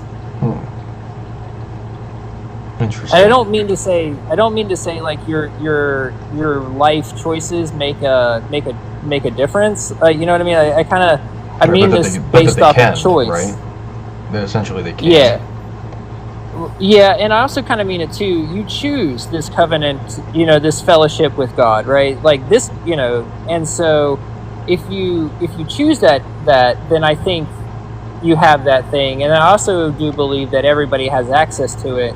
I just feel that we haven't been taught properly how to make our fellowships, or our fellowship relationship. And perhaps that's why it's so mysterious too, is that maybe, like you're saying, this whole consequence of death and then of judgment is really not what we make it out to be. Perhaps Right. it is something more or less more nuanced to whatever level of this God is, that only he would know what the consequence or aspect of the consequence of life would be. Of the current or whatever particular situation it is, individualized. But it seems like the I don't think message we that know we what- get. Yeah, it doesn't seem like the message that we get is like that you get eternally destroyed, but maybe I don't know. I just think I think more so where if you're living off the tree, the attributes, you're positive energy, literally, and then if you're not, you're going to adversary, you're negative. I just think that you're not going to be, you can't be the same place. You're one of the, you're opposite of positive, you're negative. So I don't see positive and negative joining together in heaven. And maybe this brings into question what the nature of this two power system is too, and how that might play as an integration into these different natures of man, these two different If natures. if you have good, you automatically have bad. Just by saying you have good, you don't have to say anything. Once you say you have good, now you have bad. And once everything is, it's going to be created. If there's one thing, there's another, an opposite.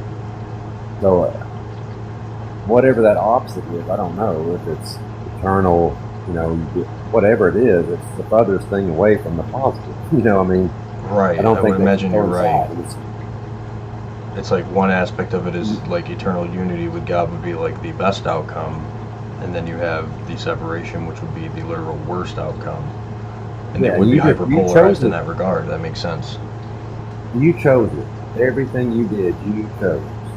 Whatever circumstances is, you still literally chose it. So it's what you do. Yeah. There may be some 50-50. I don't know what happens to them. They just sit there and float. I don't know. But it really I does just feel seem like it's more of something. There has to be a point to all these emotions. If this is why we're here to experience emotions, there has to be not a punishment. I'm not saying that at all, and not really a judgment.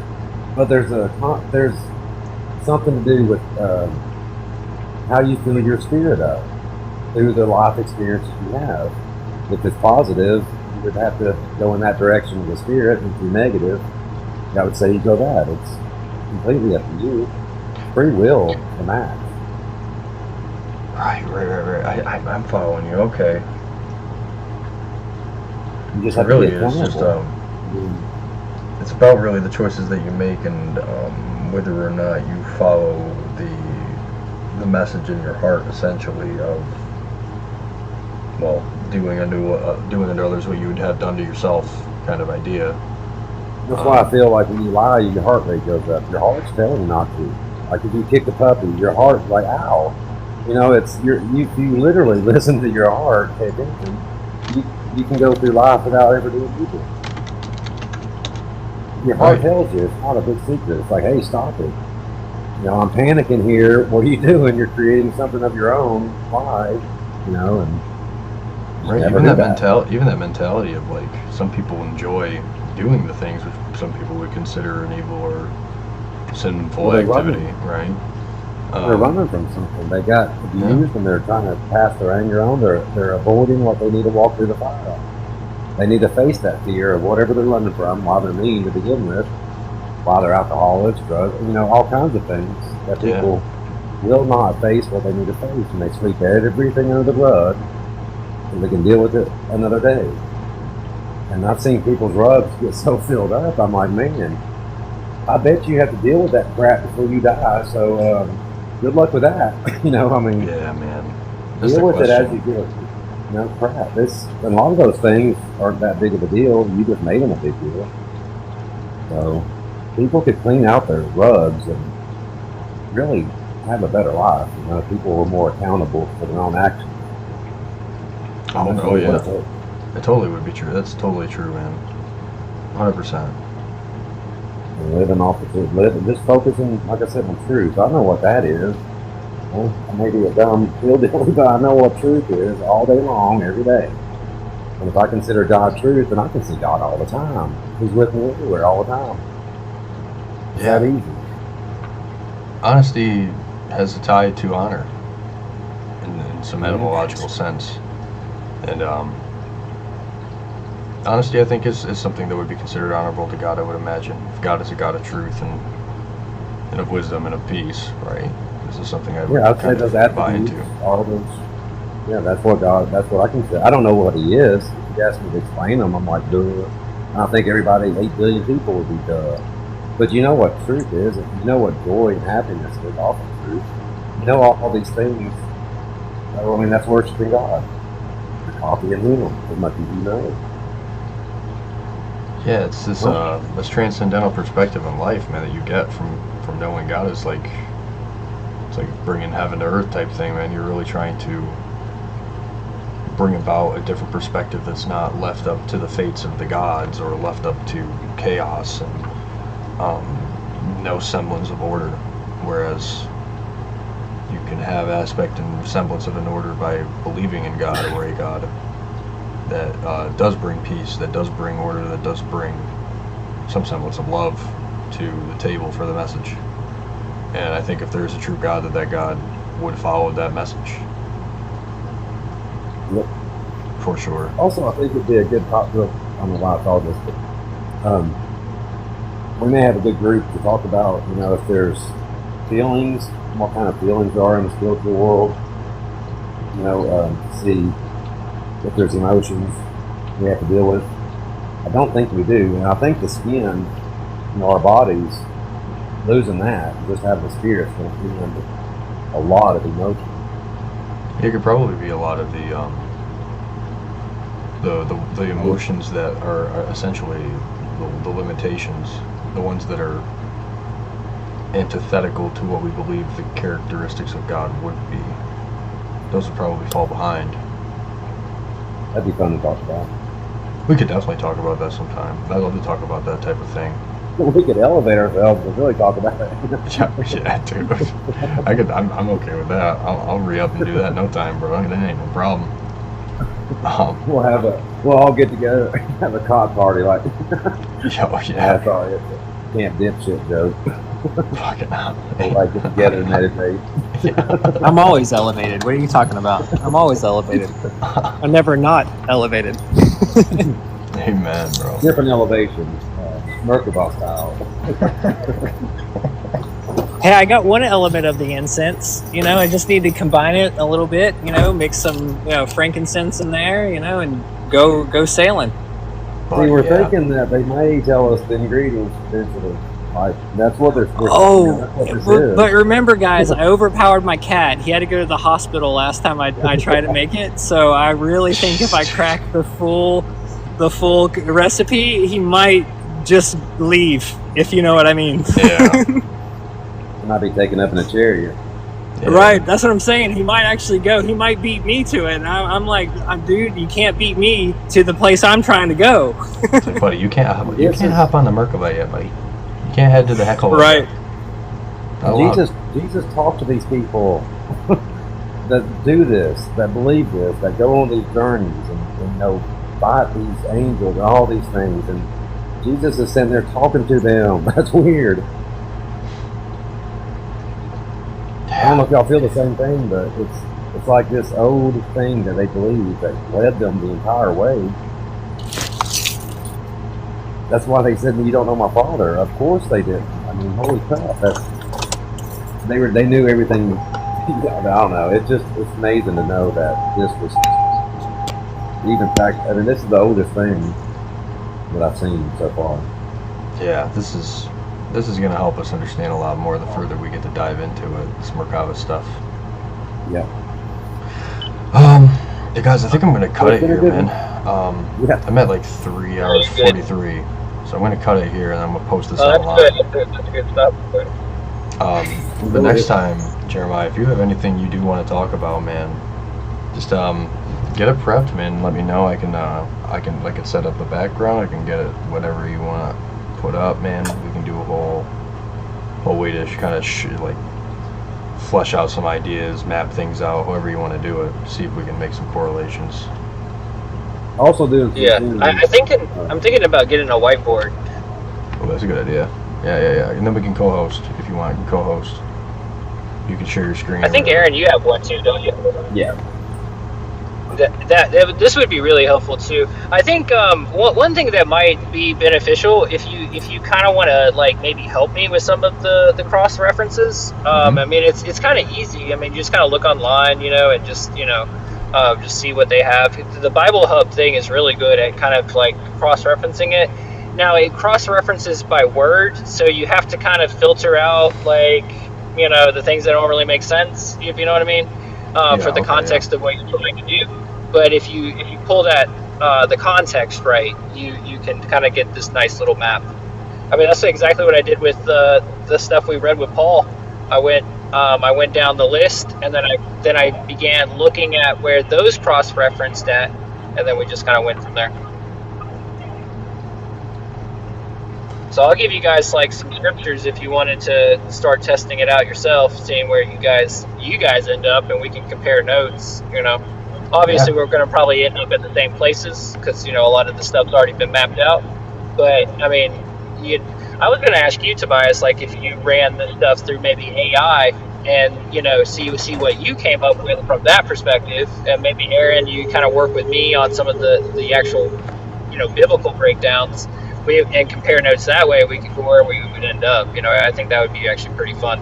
Yeah, we could definitely work that out. I mean, this is just the beginning for a lot of this, really. We're going to get a lot more involved in this, I think, too, as time goes on and the course continues and more knowledge is given to us on what the methodology will be. That'll be kind of that'll be helpful in the future for us to be able to determine a competitive way forward, if you will, to solidify potentially what might be the more accurate way to view these texts. Yeah, exactly. We can use the Bible to kind of back this stuff up to see how it's matching up. We don't have any cross references because this is so new, but we can at least see if it's logically applicable. And it seems like it very much is. Without having to correlate some of the stuff, all you have to do is just even go to just some of the singular points like Jeremiah did and show you like there's an inspiration here in the words of Paul that tell you like there is an influence of Merkavah spiritualism here, and that potentially he is a practitioner in that regard because of, if he wasn't a practitioner, how did he get access to this information and what interest would he have otherwise? And pretty much if you see somebody talking this crap, it is this, if they're having these thoughts or dreams, visions or something, and now we know how and what it was. And I think you really said a really accurate thing there, Tobias. It gives us a way of more accurately reading these texts, right? And maybe too with the cross references, if they keep repeating, you write those in because that's how the Merkavah actually did it. Because like that Isaiah 6:3 in the vision that that they were trying to do or whatever, they said that thing. I think maybe 10 times. I mean, it was a boatload. You know what I mean? And so that maybe these reoccurring things like will be like reinforcements, right? So if this popped up like 3 times, it shows up in the text 3 times. So maybe Jesus's words being independently written. I mean, it's like different things. I just want to say thank you, Patrina. You're the bomb. Much love to you. And thank you so much for being here. I appreciate you much. Patrina's here in the chat. She's a bomb. She's a goat. I just wanted to throw that out there. But I'm following with you on this. I think that we will, over time, need to correlate some of these things if we're going to actually have some level of discussion here with other people, because that's what they've done too. They've done the correlation already to the Neoplatonic ideas, and they've done the correlation to connections with like the Caesar Messiah concept, and we just need to be able to figure out as clear of an idea that they like that they have of their idea, right? And we're getting closer to that, I think, as time goes on with this Merkavah stuff. That there is some interesting connection here to something more, I guess you could say, a cult now, more or less left to the mystery of the time and the people.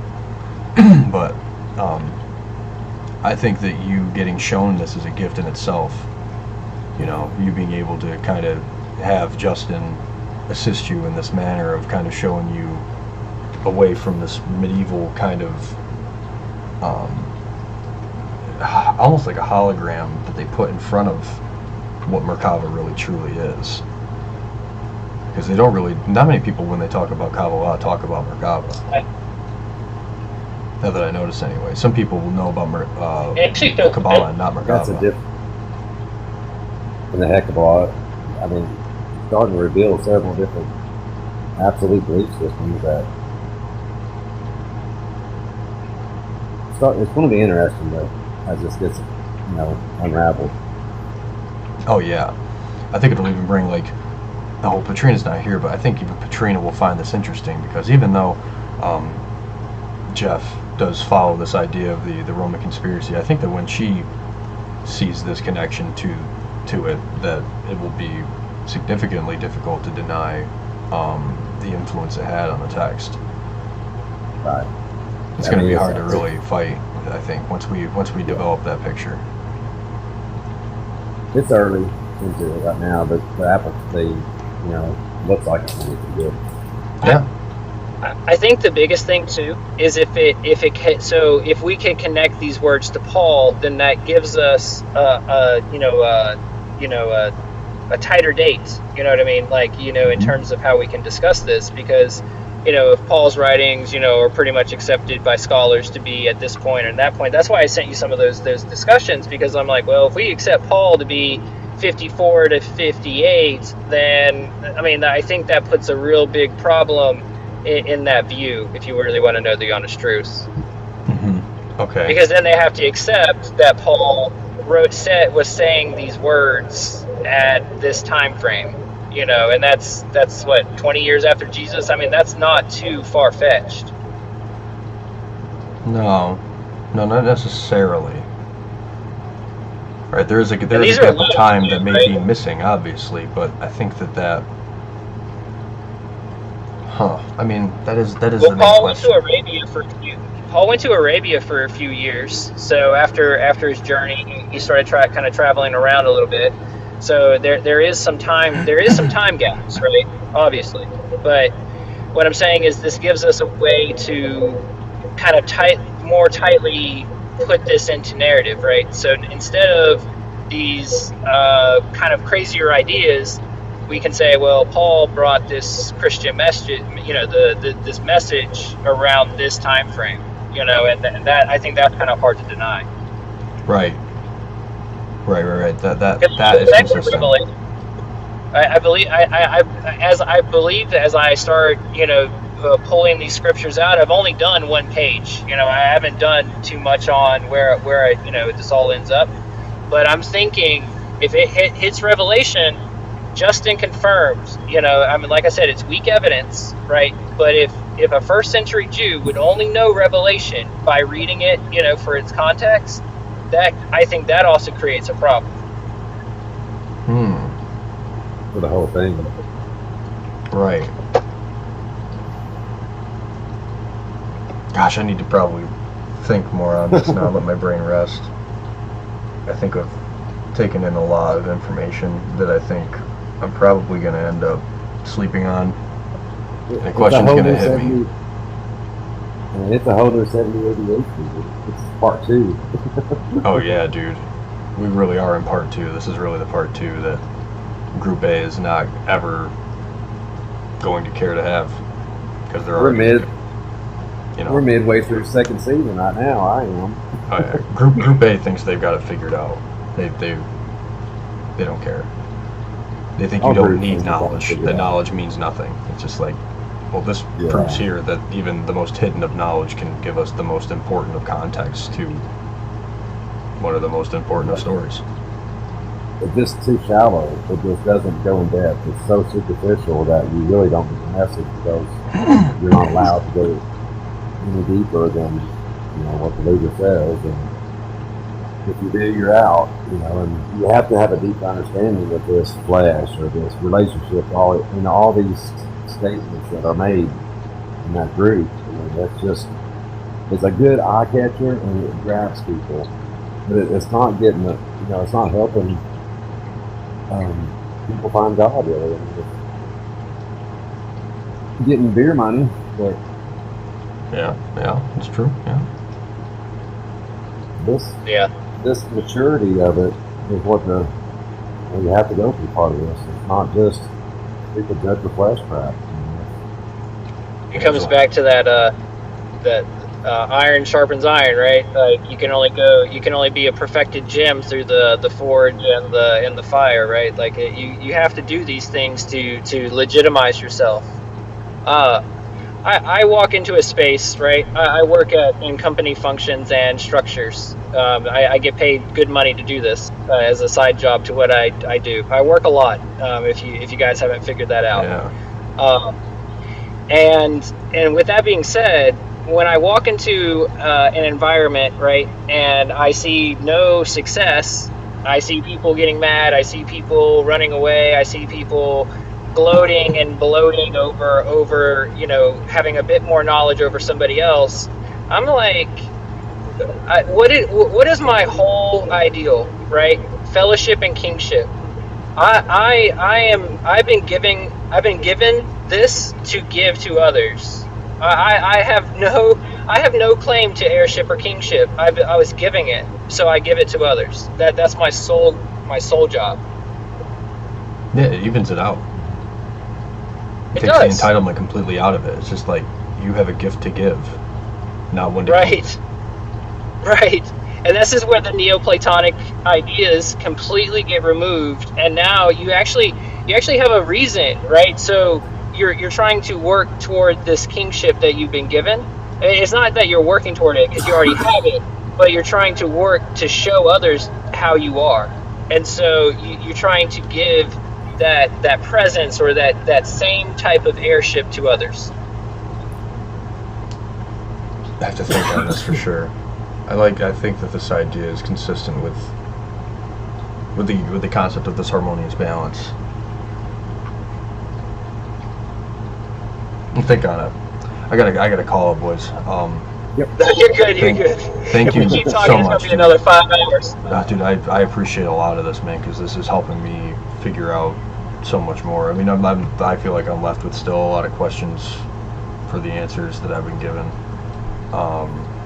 But I think that's a good thing. We're inevitably going to learn more. Like you said, Aaron, this is early on.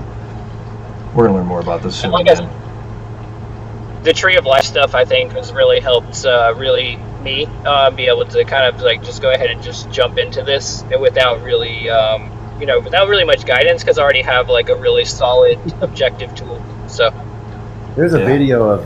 Have you watched this video of there's an AI talking to an AI?